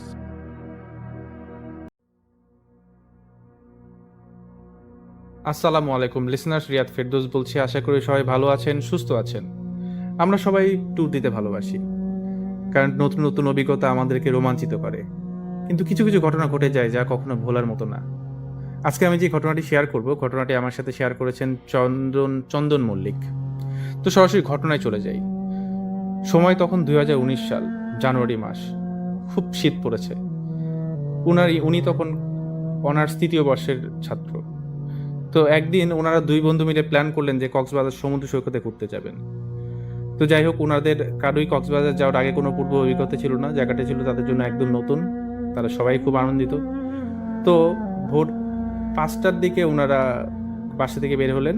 সকাল 9টার দিকে ওনাদের গাড়ি। যাই হোক, সন্ধ্যার নাগাদ ওনারা কক্সবাজার পৌঁছালেন। সারাদিন জার্নিতে ওনারা বেশ ক্লান্ত ছিলেন, তাই কক্সবাজারে পৌঁছানোর পরে ওনাদের প্রথম টার্গেট ছিল ভালো একটি হোটেল বের করা। যাই হোক, ওনারা হোটেল খুঁজতে থাকলেন। খুঁজতে খুঁজতে সমুদ্রের ধারে একটি হোটেল পেলেন। হোটেলটি ওনাদের বেশ পছন্দ হলো, কারণ হোটেলের বারান্দা থেকে সমুদ্র দেখা যায়। আর ওনাদের একটি টার্গেট ছিল যে এমন একটি রুম নেবে যে রুম থেকে রাত্রেবেলায় সমুদ্র দেখা যাবে। চাঁদের আলোতে সমুদ্র রাত্রেবেলায় বেশ ভালোই লাগে। তো যাই হোক, হোটেলের ভিতরে ঢুকে ওনারা যখন রিসেপশনিস্টের সাথে কথা বললেন, তো সামনের দিকে একটি রুম ওনারা চাইলেন, কারণ এটা ওনাদের আগে থেকে টার্গেট ছিল। তো রিসেপশনিস্ট ওনাদেরকে বললো যে সব রুম বুকিং হয়ে গেছে, তো সামনের একটা রুম খালি আছে, এটা আসলে দেয়া যাবে না, আপনার ভিতরের দিকে অন্য রুমগুলো নেন, ভালো রুম আছে। তখন ওনারা খুব বিরক্ত হয়ে গেলেন এবং বললেন যে সামনের রুম খালি আছে কিন্তু দেবেন না, রুম কি আগে থেকে বুকিং দেয়া নাকি? তো ওনারা এটাও বললেন যে ওনারা জাস্ট একদিনের জন্য এসেছেন এবং কালকে সকালেই চলে যাবেন। তো আজকে রাতটার জন্য রুমটা পেলে আমাদের জন্য খুব ভালো হয়। তো রিসেপশনিস্ট ওনাদেরকে রুম কোনোভাবেই দিতে চাচ্ছিল না। তারপরে ওনারা অসম্ভব রিকোয়েস্ট করলেন। অনেক রিকোয়েস্টের এক পর্যায়ে রিসেপশনিস্ট ওনাদেরকে বলতে গেলে রুম দিতে বাধ্য হলেন। তো যাই হোক, তিনি ওনাদেরকে চাবি দিলেন এবং ওয়েটারকে বললেন যে ওয়েটারের সাথে রুমে যেতে। তো যাই হোক, ওনারা লক খুলে রুমে প্রবেশ করলেন। রুমে ঢুকে লাইট জ্বালিয়ে ওনারা বুঝতে পারলেন যে আসলে এখানে অনেকদিন হয়তো কেউ থাকে না। তো ওয়েটার রুম পরিষ্কার করে দিলেন, সব কিছু ঠিকঠাক করে দিলেন, যেটা দেওয়ার সেটা দিয়ে দিলেন। তো ওনারা রুমে ঢুকে পরিষ্কার ফ্রেশ হলেন, তারপর একটু নাস্তা খেয়ে রেস্ট নিয়ে সমুদ্র দেখতে বের হলেন। তখন প্রায় সন্ধ্যা হয়ে গিয়েছিল, সন্ধ্যা না, বেশ রাতেই হয়ে গিয়েছিল। তো ওনারা অনেকক্ষণ ঘোরাঘুরি করলেন সমুদ্রে। তো রাত 10টার দিকে ওনারা হোটেলে ফিরে এলেন। রাত্রে খাওয়া দাওয়ার পরে ওনারা যেহেতু বেশ ক্লান্ত ছিলেন, সবাই ভাবলেন যে শুয়ে পড়বেন। তো যাই হোক, ঘুমানোর আগে বারান্দায় কিছুক্ষণ ওনারা আড্ডা দিলেন। এরপর রুমের ভিতরে যে ওনারা দরজা বন্ধ করে দিলেন এবং কম্বলমুড়ি দিয়ে শুয়ে পড়লেন। তো রুমের বর্ণনা দিতে গেলে যেটা বলতে হয় যে অনেক বড় একটা রুম ছিল এবং মাঝখানে একটি বড় খাট, এবং ওনারা 3 বন্ধু এক খাটে ঘুমাচ্ছিলেন। খাটটা ছিল রুমের একদম মাঝখানে। খাটের ঠিক সামনেই ছিল একটি জানালার সামনে বারান্দা, আর বারান্দা দিয়ে সবকিছু দেখা যায়। এবং বারান্দা দিয়ে বাইরের লাইট, বাইরের যে রাস্তার যে আলো থাকে সে আলো বারান্দা দিয়ে প্রবেশ করে। রুমটা বেশ হালকা আলোকিত ছিল। যাই হোক, প্রত্যেকের মতো শুয়ে আছে, কেউ মোবাইলে ফেসবুকিং করছে, কেউ যার মতো গান শুনছে। তো আনুমানিক রাত 12:30 মতন ফোন টিপতে হঠাৎ একজন খেয়াল করলেন যে পানির সদৃশ্য কিছু একটা ওনার নাকের মধ্যে এক ফোঁটা পড়লো। তো যাই হোক, এক ফোঁটা দু ফোঁটা করে একটা পানির মতো জিনিস কেন জানি পড়ছে। ওনার তিনজনেরই ঘুম ভেঙে গেল এবং ওনার তিনজনে অবাক হলেন যে কি ব্যাপার, হোটেলে এরকম ভাবে পানি পড়ছে কেন মাথার উপর থেকে। যাই হোক, এ কথা বলার পরে ওনারা তিনজনে উপরের দিকে তাকালেন। উপরের দিকে তাকানোর পরে যে ওনারা যেটা দেখলেন, আসলে সেটা দেখার জন্য ওনারা একদমই প্রস্তুত ছিলেন না, যা আসলেই কোনো মানুষের পক্ষে চিন্তা করা সম্ভব না। ওনারা দেখলেন যে সাদা কাপড় পরা বিভৎস চেহারার একটি মানুষ, একটি মেয়ে, ফ্যানের সাথে গলায় দড়ি দিয়ে ঝুলে আছে, তার জিহ্বা বের করা, তার চোখ রক্তের মতো লাল, আর একটা গঙ্গানির মতো শব্দ হচ্ছে মুখ থেকে। মোবাইলের আলোতে দেখেন যে মেয়েটির পা থেকে রক্ত পড়ছে। ওনারা তিনজন ভয় চিৎকার করে উঠলেন। ওনার এক বন্ধু রাকিব সাথে সাথে বেডের পাশে থাকা লাইট সুইচটি অন করার চেষ্টা করলেন, কিন্তু লাইট জ্বলল না। এবং ওনারা একটি জিনিস অবাক হয়ে গেলেন যে ওনাদের মোবাইলে ফ্ল্যাশ লাইটও জ্বলছে না, শুধু স্ক্রিনের যে হালকা আলো সেটাতে ওনারা দেখছেন, আর রাস্তার যে আলোটা ছিল রুমে পড়তো। মেয়েটি ফ্যানের উপরে ঝুলছে, ফ্যানের সাথে দড়ি দিয়ে ঝুলছে এবং ভয়ঙ্কর শব্দ করছে। এবার ওনারা টের পেলেন যে রুমের আশেপাশে অনেক ছায়ামূর্তি, পুরা রুমটাতে অসম্ভব ছায়ামূর্তি, যেগুলোর মুখ বোঝা যাচ্ছে না, কিন্তু আশেপাশে দিয়ে হাঁটছে, চারিদিকে হাঁটছে এবং মেয়েটা মাঝখানে ঝুলছে, এটা ওনারা পরিষ্কার বুঝতে পারছেন। ওনাদের তিনজনের এমন একটা অবস্থা হলো যে ভয়ে ওনাদের মুখ থেকে কোনো আওয়াজ বেরোচ্ছিল না, পুরো শরীর অবশ হয়ে গিয়েছে। অনেকগুলো ছায়ামূর্তি হাঁটছে, ঘুরছে, অনেক মানুষ, এই রুমের মধ্যে প্রচুর মানুষ থাকে, ওনারা দেখে যেটা মনে হলো। তো যাই হোক, ওনার এক বন্ধু হঠাৎ করে আয়াতুল কুরসি পড়া শুরু করলেন জোরে জোরে। তো যখন দোয়া পড়া শুরু করলেন, কিছুক্ষণ পরে দেখলেন যে ছায়ামূর্তিগুলো আস্তে করে কেমন জানি ভ্যানিশ হয়ে গেল এবং মেয়েটাও যেটা ঝুলেছিল ফ্যানের সাথে সেটাও আর নাই, এবং রুমের লাইটগুলো জ্বলে উঠল। ওনারা এক মুহূর্ত দেরি না করে রুম থেকে বের হয়ে গেলেন, কারণ ওনারা বুঝলেন যে এই রুমে আসলে কোনোভাবেই থাকা সম্ভব না। তো যাই হোক, ওনারা সরাসরি রিসিপশনে চলে গেলেন। সেখানে অন্য একজন লোক বসা ছিল, আগে যে রিসিপশনিস্ট ছিল উনি ছিলেন না। তো ওনারা সব ঘটনা খুলে বললেন, কিন্তু উনি কিছুতেই বিশ্বাস করলেন না। উনি রিসিপশনিস্ট একটা কথা বললেন, এটা আপনাদের মনের ভুল।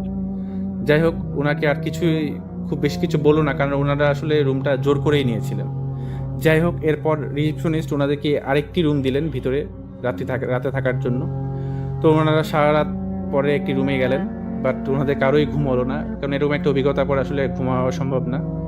তো সকালবেলা ওনারা যখন চেক আউট করবেন, তখন ওনাদের এক বন্ধু মনে হলো যে আসলে ঘটনাটা কি এটা জানা দরকার। তো উনি যাওয়ার সময় দারোয়ানকে জিজ্ঞেস করলেন যে আসলে ওই রুমে আমরা গতকাল ছিলাম, ওই রুমে আসলে কি কোনো ঘটনা আছে বা কোনো কিছু কি আছে। প্রথমে যদিও উনি আসলে বলতে রাজি হয় না, কিন্তু অনেক রিকোয়েস্ট করার পরে তিনি বললেন যে আজ থেকে 2 বছর আগে এই রুমে একজন মহিলা উঠেছিলেন। এই মহিলাটি ওই হোটেলে মাঝে মাঝে আসতেন এবং ওই স্পেসিফিক ওই রুমটাতেই উনি উঠতেন। একদিন সকালে ওনার ঝুলন্ত রাশ পাওয়া যায় রুমের ভেতর থেকে। সারা রুমে অনেক তন্ত্রমন্ত্র বই ছিটানো ছিল, অনেক ছোট ছোট হাড্ডি কঙ্কালের গোড়া ছিল। সম্ভবত ওই মহিলা ওই রুমে ব্ল্যাক ম্যাজিকের প্র্যাকটিস করত, যার পরিণতি হিসেবে তার এই দশা। তো যাই হোক, এই জন্য এই হোটেলের কর্তৃপক্ষ ওই রুমটি বেশিরভাগ সময় বন্ধ রাখতো, কারণ কোনো অতিথি আসলে ওই রুমে বেশিক্ষণ টিকতে পারতো না বা থাকতে পারতো না। তো যাই হোক, এটা ছিল আজকে আমার ঘটনা। ধন্যবাদ সবাইকে সাথে থাকার জন্য।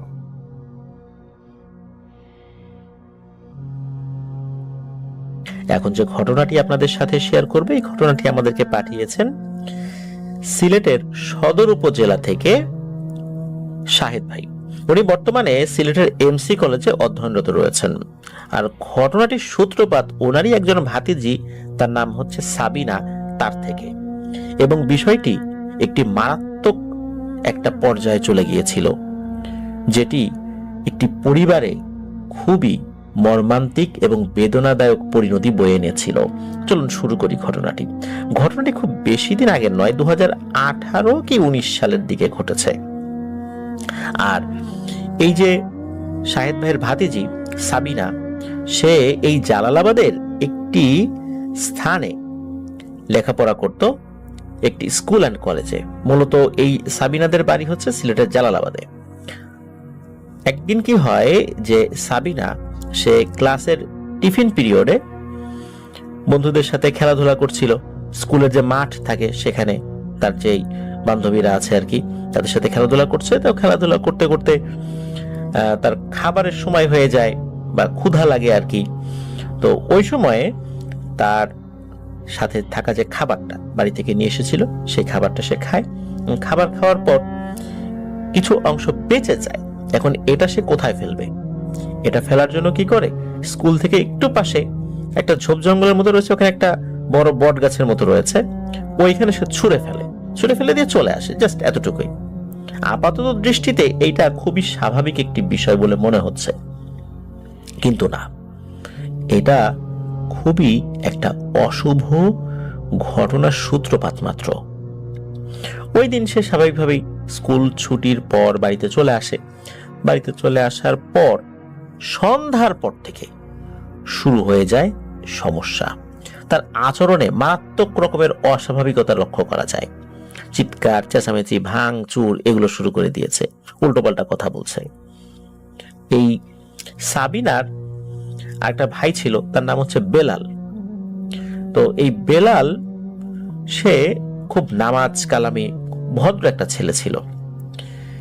তখন সে দেখলো তার বোনের এই অবস্থা, দৌড়ে সে তার ওস্তাদজির কাছে যায় এবং গিয়ে বলে যে এই অবস্থা, আপনি একটু আসেন। তো উনি আসেন। আসার পর সাবিনাকে দেখার সাথে সাথে উনি বুঝতে পারেন যে সমস্যাটা কোনো স্বাভাবিক নয়, এটি প্যারানরমাল কোনো বিষয়। তখন উনি শরিয়াসম্মত পদ্ধতিতে রুকিয়া শুরু করেন এবং সাবিনার উপরে উনি জিন হাজির করেন। তো জিন যখন হাজির করা হয় তখন তাকে প্রশ্ন করা হয় যে তুমি কোথা থেকে এসেছো, কেন এরকম ঝামেলা করছো? তখন সে বলে যে ওই যে বটগাছ যেটা রয়েছে ওখানেই সে থাকে। তো সাবিনা ময়লা আবর্জনা তাদের গায়ের উপর ফেলেছে, যার কারণে তাদের খুব সমস্যা হয়েছে, তারা আঘাতপ্রাপ্ত হয়েছে। এই কারণেই সাবিনার উপর তারা সওয়ার হয়েছে এবং তাকে কষ্ট দিচ্ছে। তখন হুজুর বলে যে ও তো আসলে জানে না, দেখতে পাইনি।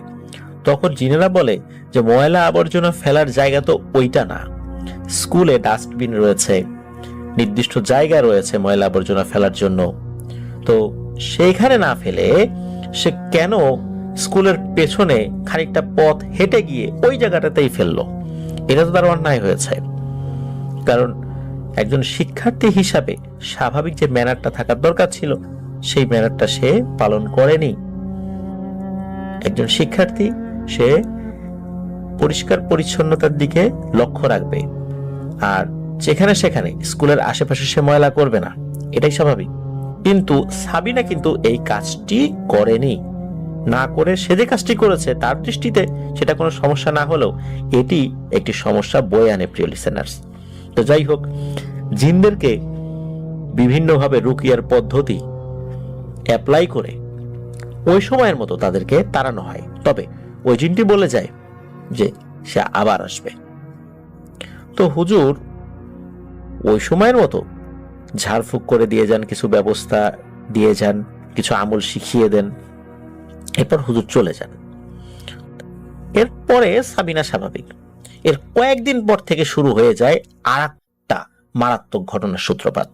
সেটি হলো ওই সময় তো শুধু সাবিনার উপরে জিনেরা অ্যাটাক করেছিল, এইবার পরিবারের প্রত্যেকের উপরে জিনেরা অ্যাটাক করেছে। প্রথমত সাবিনার বাবার উপরে। তার বাবার ছিল বাজারের দোকান, সে দোকানে গিয়ে দোকানের মালামাল সব ছিঁড়ে ফেলছে, ছুঁড়ে ফেলছে, মানুষের সাথে খারাপ ব্যবহার করছে। এদিকে সাবিনার মা যে বাড়িতে রয়েছেন, উনি বাড়িতে ঘরের মধ্যে পানি ঢেলে দিচ্ছেন এবং সবাইকে বলছেন এই মাছ মাছ, ঘরের মধ্যে মাছ, মাছ ধর, অনেক মাছ, এরকম বলছে। সাবিনার অন্য পরিবারের যারা সদস্য রয়েছে তাদেরও অবস্থা একই রকম, এক একজন এক এক রকমের ভাবে উন্মাদের মতো আচরণ করছেন, পুরোদস্তুর উন্মাদ আর কি। শুধু উন্মাদ না, পুরোদস্তুর উন্মাদ। গ্রামের মধ্যে তো কথা শুরু হয়ে গেল, সাবিনার পরিবারের সবাই পাগল হয়ে গেছে। এখন দেখা যায় যে একদিন তারা এরকম থাকে, পরের দিন আবার সবাই সুস্থ, পরের দিন আবার ধরে, তারপরের দিন আবার সুস্থ, এরকম চলছে। কি একটা ভয়ানক একটা পরিবেশ একটা ফ্যামিলির মধ্যে। প্রিয় লিসেনার্স, আপনারা নিশ্চয়ই অনুভব করতে পারছেন বা অনুধাবন করতে পারছেন যে বিষয়টা কত মারাত্মক হতে পারে একটি পরিবারের সদস্যদের জন্য। তো এর মধ্যে একটা আশার আলো দেখা যায়, সেটা হলো সাবিনার ছোট ভাই, তার নাম হচ্ছে বেলাল। এই বেলালকে নিয়ে সাবিনার পরিবারের প্রত্যেকেই এই সমস্যায় আক্রান্ত হলেও এই বেলালের উপর কোনো প্রবলেম হয়নি। সে দিব্যি স্বাভাবিক ছিল। এই যে সমস্যা এরকম চলছিল, প্রথম দিন মনে হয়েছে যে এরকম সমস্যা হচ্ছে, দেখি আর একটা দিন, পরের দিন আবার ভালো। তো পরের দিন যেহেতু ভালো হয়ে গেছে মনে করছে আর মনে হয় হবে না, তারপরের দিন আবার সমস্যা, তারপরের দিন আবার ভালো। যেহেতু এরকম চলছিল, এই হুজুর দেখাবো কি দেখাবো না এইসব চিন্তা করতে করতে প্রায় 7 থেকে 8 দিন চলে যায়। 7 থেকে 8 দিনের মাথায় গিয়ে বেলাল তার সেই ওস্তাদজিকে ডেকে নিয়ে আসেন। ডেকে নিয়ে আসার পর ওস্তাদজি সাবিনার উপর সেই জিনকে হাজির করান। জিনকে হাজির করার পর তাকে জিজ্ঞাসাবাদ করা হয় যে কেন এসব ঝামেলা করছো, সাবিনা অন্যায় করেছে, কেন পরিবারের সবাইকে তুমি কষ্ট দিচ্ছ? তখন বলে যে শুধু আমি একা না, আমার গ্রুপের অনেকেই চলে এসেছে এই বাড়িতে, আর ওদের পরিবারের কাউকে আমরা নিয়ে যাবই, এছাড়া আর কোনো উপায় নাই। সাবিনা যে কাজ করেছে এর শাস্তি এটাই। তখন হুজুর বলে যে না, এটা তো হতে পারে না, সে না বুঝে একটা কাজ করে ফেলেছে, তাই বলে তোমরা একটা পরিবারকে এইভাবে শাস্তি দিতে পারো না।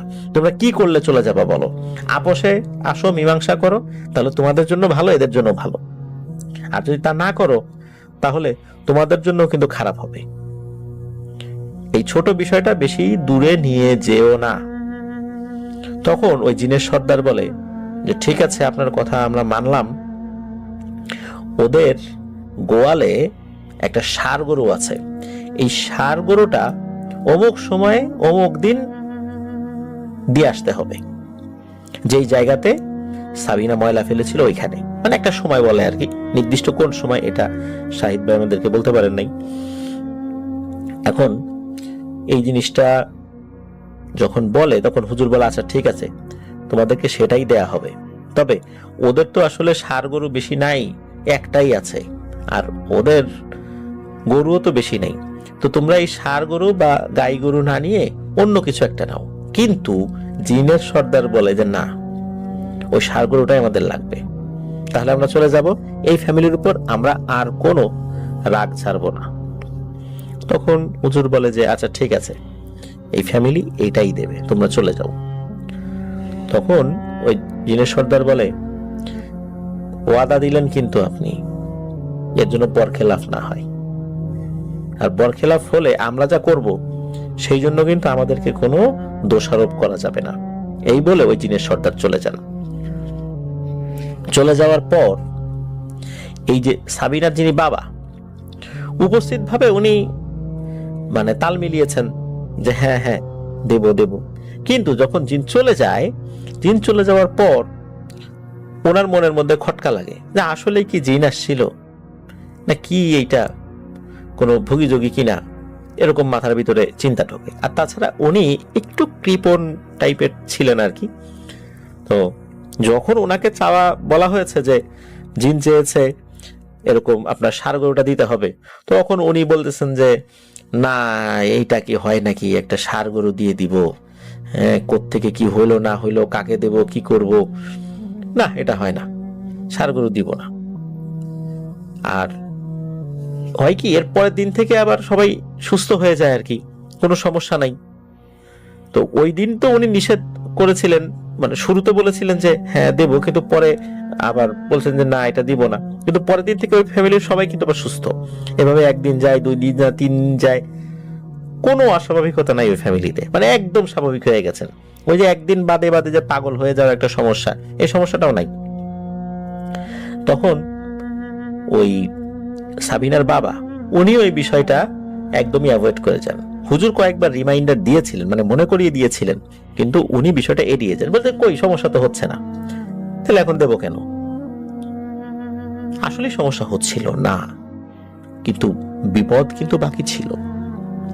এই যে বেলাল, খুবই ভদ্র যে ছেলেটা, এই ছেলেটার আবার মাছ ধরার একটা নেশা ছিল।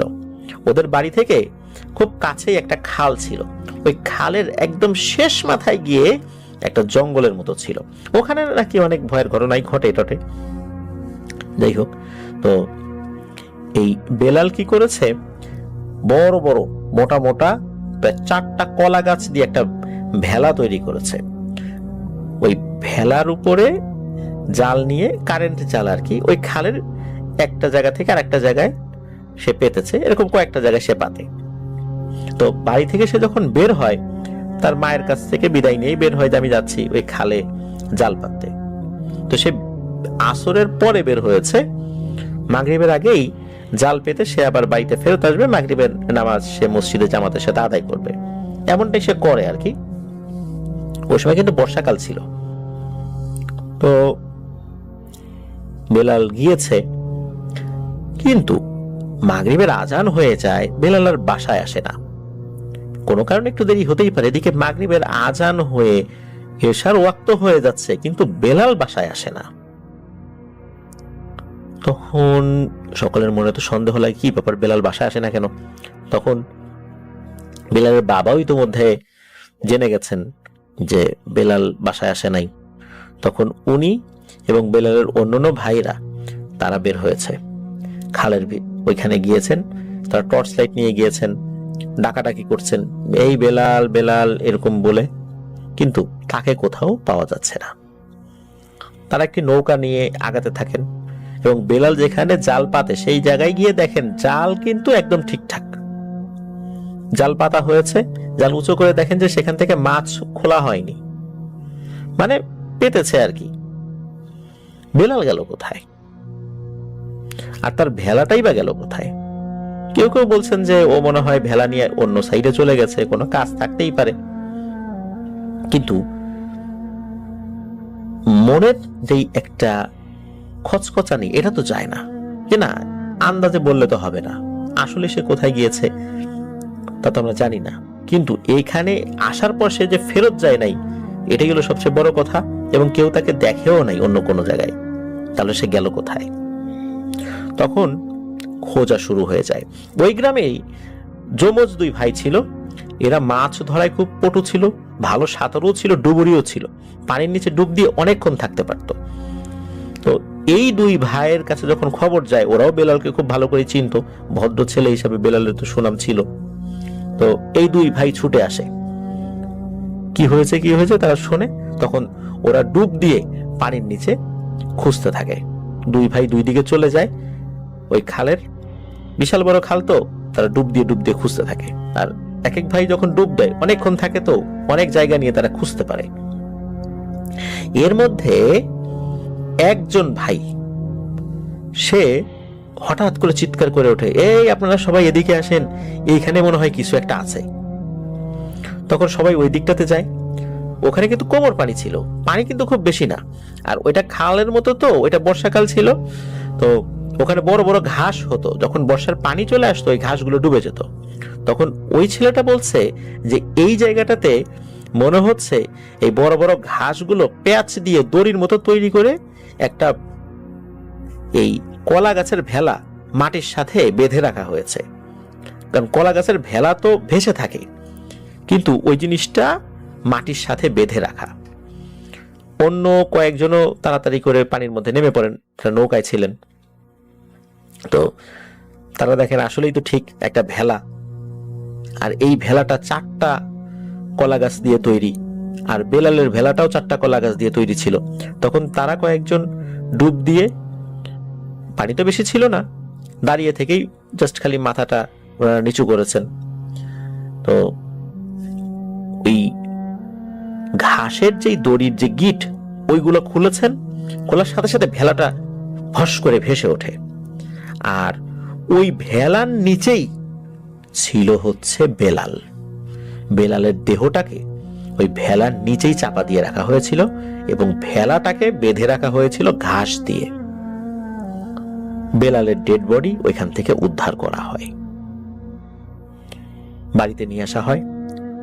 কেউ কেউ বলছিল যে হয়তো বা ওকে সাপে কামড় টামড় দিল নাকি, কিন্তু না, বেলালের পুরো শরীর পরিষ্কার করে পুঙ্খানুপুঙ্খভাবে যাচাই বাছাই করা হয়, কোথাও কোনো কামড়ের দাগ ছিল না, মানে সাপের কামড়ের দাগ ছিল না। এই ধরনের একটা মর্মান্তিক ঘটনা ঘটে। এত ভালো একটা ছেলে এভাবে মারা গেল, এই জিনিসটা আসলে কেউই মেনে নিতে পারছিল না। বেলালের পরিবারে শোকের ছায়া নেমে আসে। তখন ওই যে যিনি ওস্তাদজি, বেলালের যিনি হুজুর, উনি বিষয়টা জানতে পারার পর উনিও ছুটে আসেন। ছুটে আসার পর উনি বিষয়টি দেখে খুবই মর্মাহত হন এবং উনি বেলালের বাবাকে সান্ত্বনা দেন। এখন ওই অবস্থায় কি বলবেন, সন্তান চলে গেছে, এখন কি তাকে বলা যায় যে তুমি ওই জিনিসটা দেও নাই দেখে এই ঘটনা ঘটেছে? উনি ওই অবস্থায় তাদেরকে সান্ত্বনা দেন, বেলালের দাফন কাফনের ব্যবস্থা করেন। এখানে কিন্তু একটি ভয়ানক ব্যাপার রয়েছে প্রিয় লিসেনার্স, যেটা এই যে শাহেদ ভাই উনি নিজে উপস্থিত থেকে জিনিসটা দেখেছিলেন বলে আমাদেরকে জানিয়েছেন, এবং ওই গ্রামের প্রায় অধিকাংশ লোক এই ঘটনার সাক্ষী। সেটা হলো, বেলালকে যখন তুলে আনা হয়েছিল এবং মাটিতে রাখা হয়, মনে হচ্ছিল বেলালের শরীরের ভেতরে থাকা সকল হাড়গুলো ভেঙে গুঁড়ো গুঁড়ো হয়ে গেছে। ওর হাত যদি উঁচু করা যায়, হাতগুলো নেতিয়ে পড়ে, পা উঁচা করলে পা নেতিয়ে পড়ে, ঠিক যেমন একটা কেঁচোকে আমরা একটা লাঠির আগায় নিয়ে যদি রাখি, তাহলে কেঁচো যেমন দুই দিক থেকে ঝুলে পড়ে একটা দড়ির মতো, মনে হচ্ছে বেলাল ওরকম। ওর শরীরের প্রত্যেকটা হাড় গুঁড়ো গুঁড়ো হয়ে গেছে, কোনো অংশই ধরা যায় না, মানে তার মধ্যে হাড় নাই বলে মনে হয়, এমন একটা অবস্থা। এই অবস্থা দেখে প্রত্যেকেই কিন্তু মারাত্মক ভয় পেয়েছিলেন যে এমন অবস্থা কেন হলো, এমন তো হওয়ার কথা না। ওই রাত্রেই বেলালের দাফন কাফন শেষ করে ওস্তাদজি ওনার অনুগত জিনদেরকে ডাকেন। তারা খোঁজ খবর নিয়ে জানতে পারেন যে মূলত এই যে জিনগুলো সাবিনার পরিবারের প্রত্যেককে অ্যাটাক করেছিল, কিন্তু বেলালকে অ্যাটাক করতে পারতো না, কারণ ও নামাজ কালামি থাকতো, সবসময় পাক পবিত্র থাকতো। ওকে বারবার অ্যাটাক করার চেষ্টা করার পরেও তারা সমর্থ হয়নি, এই কারণে এই বেলালের উপর ওরা ক্ষিপ্ত ছিল। তারপরে বেলালের পরিবার থেকে যখন প্রথমে বলা হলো যে হ্যাঁ তারা দেবে ষাঁড়গরুটা, কিন্তু পরবর্তীতে আর দেয়নি, তখনই ওরা প্রতিজ্ঞা করেছিল যে এই ষাঁড়গরু যদি না দেয়, বেলালের ফ্যামিলি থেকে, মানে সাবিনার ফ্যামিলি থেকে একজনকে তারা নিয়ে যাবে। আর যেহেতু ওই ফ্যামিলির মধ্যে একমাত্র সদস্য বেলাল, যার উপর তারা কোনো ধরনের কোনো প্রভাব বিস্তার করতে সক্ষম হয়নি, এই জন্য এর উপর তাদের ক্ষোভটা একটু ভিন্ন মাত্রার ছিল।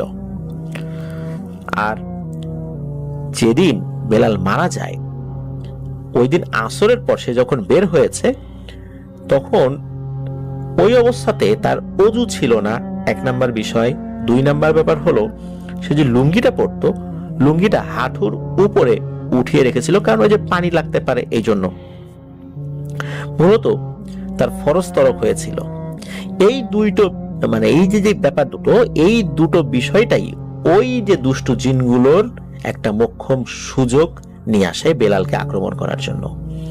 এবং প্রায় 6 থেকে 7টা জিন নাকি একত্রে বেলালকে আক্রমণ করে। প্রথমেই তাকে ঘাড় মোটকে মেরে ফেলে, এরপর নাকি আমরা অনেক সময় যে কাপড় মোচড়াই, বড় কোনো কাপড় বা কাঁথা থেকে পানি নিংড়ানোর জন্য একজন এক পাশে ধরে, আরেকজন আরেক পাশে ধরে, তারপর মোচড়াতে থাকে। তো 3টা জিন বেলালের মাথার কাছে ধরেছে, আর 3টা জিন বেলালের পায়ের কাছে ধরেছে, এবং ওকে এমন ভাবে মুচড়িয়েছে, ওর শরীরের হাড়ের প্রত্যেকটা জায়গাগুলো, জয়েন্টগুলো ছুটে গিয়েছে এবং হাড়গুলো গুঁড়ো গুঁড়ো হয়ে গেছে। এইভাবে খুব নির্মম ভাবে বেলালকে ওই জিনেরা হত্যা করে। বেলালকে এভাবে হত্যা করার পর তারা তার যেই ভেলাটা ঠিক ওইভাবে রেখে যায়, যেটা আমরা ঘটনার মধ্যে বলেছি, আর ভেলার নিচেই বেলালের ডেড বডিটাকে রেখে চলে যায়। এই ঘটনার পর বেলালের পরিবার থেকে কিন্তু অনেক দান সদকা করা হয়েছে, তারা খাসি দিয়েছে, অনেক কিছু দিয়েছে, কিন্তু আসলে সময়ের কাজ যদি সময়ে না করা হয়, তাহলে বিপদ তো আসবেই, তাই না? এই ব্যাপারটি হয়েছিল এই সাবিনার ফ্যামিলির সাথে। নিজের আপন ভাইকে হারানোর মাধ্যম দিয়ে তার ভুলের খেসারত দিতে হয়েছিল মারাত্মকভাবে। এই গ্রামের অনেকেই জানেন, বেলালের পরিবারের প্রত্যেকেই এখন স্বাভাবিকভাবেই জীবনযাপন করছেন। এই ঘটনার পর থেকে কিন্তু বেলাল পরিবারের আর কোনো সমস্যা হয়নি। এটি ছিল ঘটনা যেটি জালালাবাদ এলাকার ওই গ্রামটা, যে গ্রামের নামটি সঙ্গত কারণ আমি বলতে পারছি না, যারা জালালাবাদ এলাকায় আছেন তারা অনেকে এই ঘটনার কথা শুনে থাকবেন। আমি সেই স্কুল অ্যান্ড কলেজের নামটি বলতে পারতাম, বলতে নিষেধ করা হয়েছে কারণ ওই জায়গাটি এখনো আছে, ছেলেপেলেরা ভয় পেতে পারে, এই কারণে শাহেদ ভাই আমাকে বলতে নিষেধ করেছেন, এই কারণে আমি বললাম না।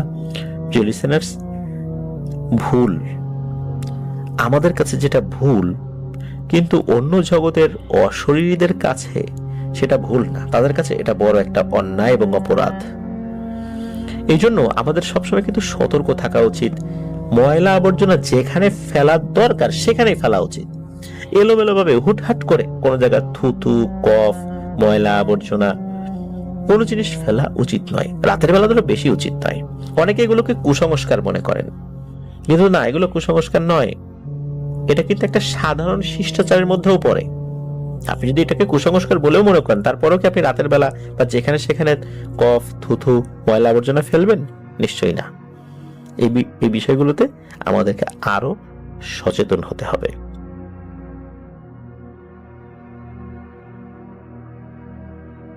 হ্যালো লিসেনার, আসসালামু আলাইকুম। আজকে যে বাছাইকৃত ঘটনাগুলো ছিল সবগুলোই আপনাদের জন্য আমি প্রতিনিয়ত এই সুন্দর সুন্দর বাছাইকৃত ঘটনাগুলো নিয়ে আসতেছি। তো আপনাদের জন্য আমি প্রতিনিয়ত কিন্তু সুন্দর ঘটনা এবং ভয়ঙ্কর লেভেলের ঘটনাগুলো নিয়ে আসতেছি। আপনারা যে রিলেটেড ঘটনাগুলো শুনতে চাচ্ছেন প্রতিনিয়ত, সেই রিলেটেড ঘটনাগুলো নিয়ে আসতেছি। তো এর পরবর্তীতেও আপনাদের জন্য আমরা আরও সুন্দর সুন্দর ঘটনা নিয়ে আসবো। তো আমরা এর পরবর্তীতে আপনাদের জন্য একটা স্পেশাল এপিসোড নিয়ে হাজির হব ইনশাআল্লাহ। সো এরকম স্পেশাল এপিসোডগুলো আপনারা শুনতে চাইলে অবশ্যই আমাদের এই চ্যানেলটিকে সাবস্ক্রাইব করতে ভুলবেন না, কারণ আমরা প্রতিনিয়তই কিন্তু আপনাদের জন্য এরকম সুন্দর সুন্দর বাছাইকৃত স্পেশাল এপিসোডগুলো নিয়ে আসতেছি। তো এরকম সুন্দর বাছাইকৃত এপিসোড শুনতে হলে অবশ্যই চ্যানেলটিকে সাবস্ক্রাইব করতে হবে, লাইক, কমেন্ট, শেয়ার করতে ভুলবেন না। আর আপনারা অবশ্যই এই আজকে যে ঘটনাগুলো শেষ পর্যন্ত শুনলেন, এজন্য আপনাদেরকে অসংখ্য অসংখ্য ধন্যবাদ। আর আপনারা জানাবেন যে আপনাদের কার ঘটনাটি কীরকম লাগলো এবং কার ঘটনাগুলো আপনারা শুনতে চান বেশি থেকে বেশি। এই ঘটনাগুলো আমাদেরকে কমেন্ট সেকশনে জানাবেন, যাতে আমরা বুঝতে পারি যে আপনাদের এই রিলেটেড ঘটনা এবং এর ঘটনাগুলো ভালো লাগে। সো এইরকম রিলেটেড ঘটনাগুলো আপনাদের মাঝে আমরা হাজির করাতে চেষ্টা করব। তো এর পরবর্তীতে আপনাদের জন্য আরও সুন্দর এপিসোড নিয়ে হাজির হবো ইনশাল্লাহ। আর আপনাদের সাথে যদি নিজেদের এরকম কোনো ভৌতিক ঘটনা এবং পার্শ্ববর্তী কারোর সাথে এরকম ভৌতিক ঘটনা ঘটে থাকে, তাহলে আপনারা জানাতে পারেন আমাদেরকে। আমরা চেষ্টা করব আপনাদের জন্য এরকম সুন্দর ভৌতিক ঘটনাগুলো নিয়ে আসার জন্য। আর এর পরবর্তীতে আরও সুন্দর সুন্দর বাছাইকৃত ঘটনাগুলো আপনাদের জন্য ইনশাল্লাহ নিয়ে হাজির হব।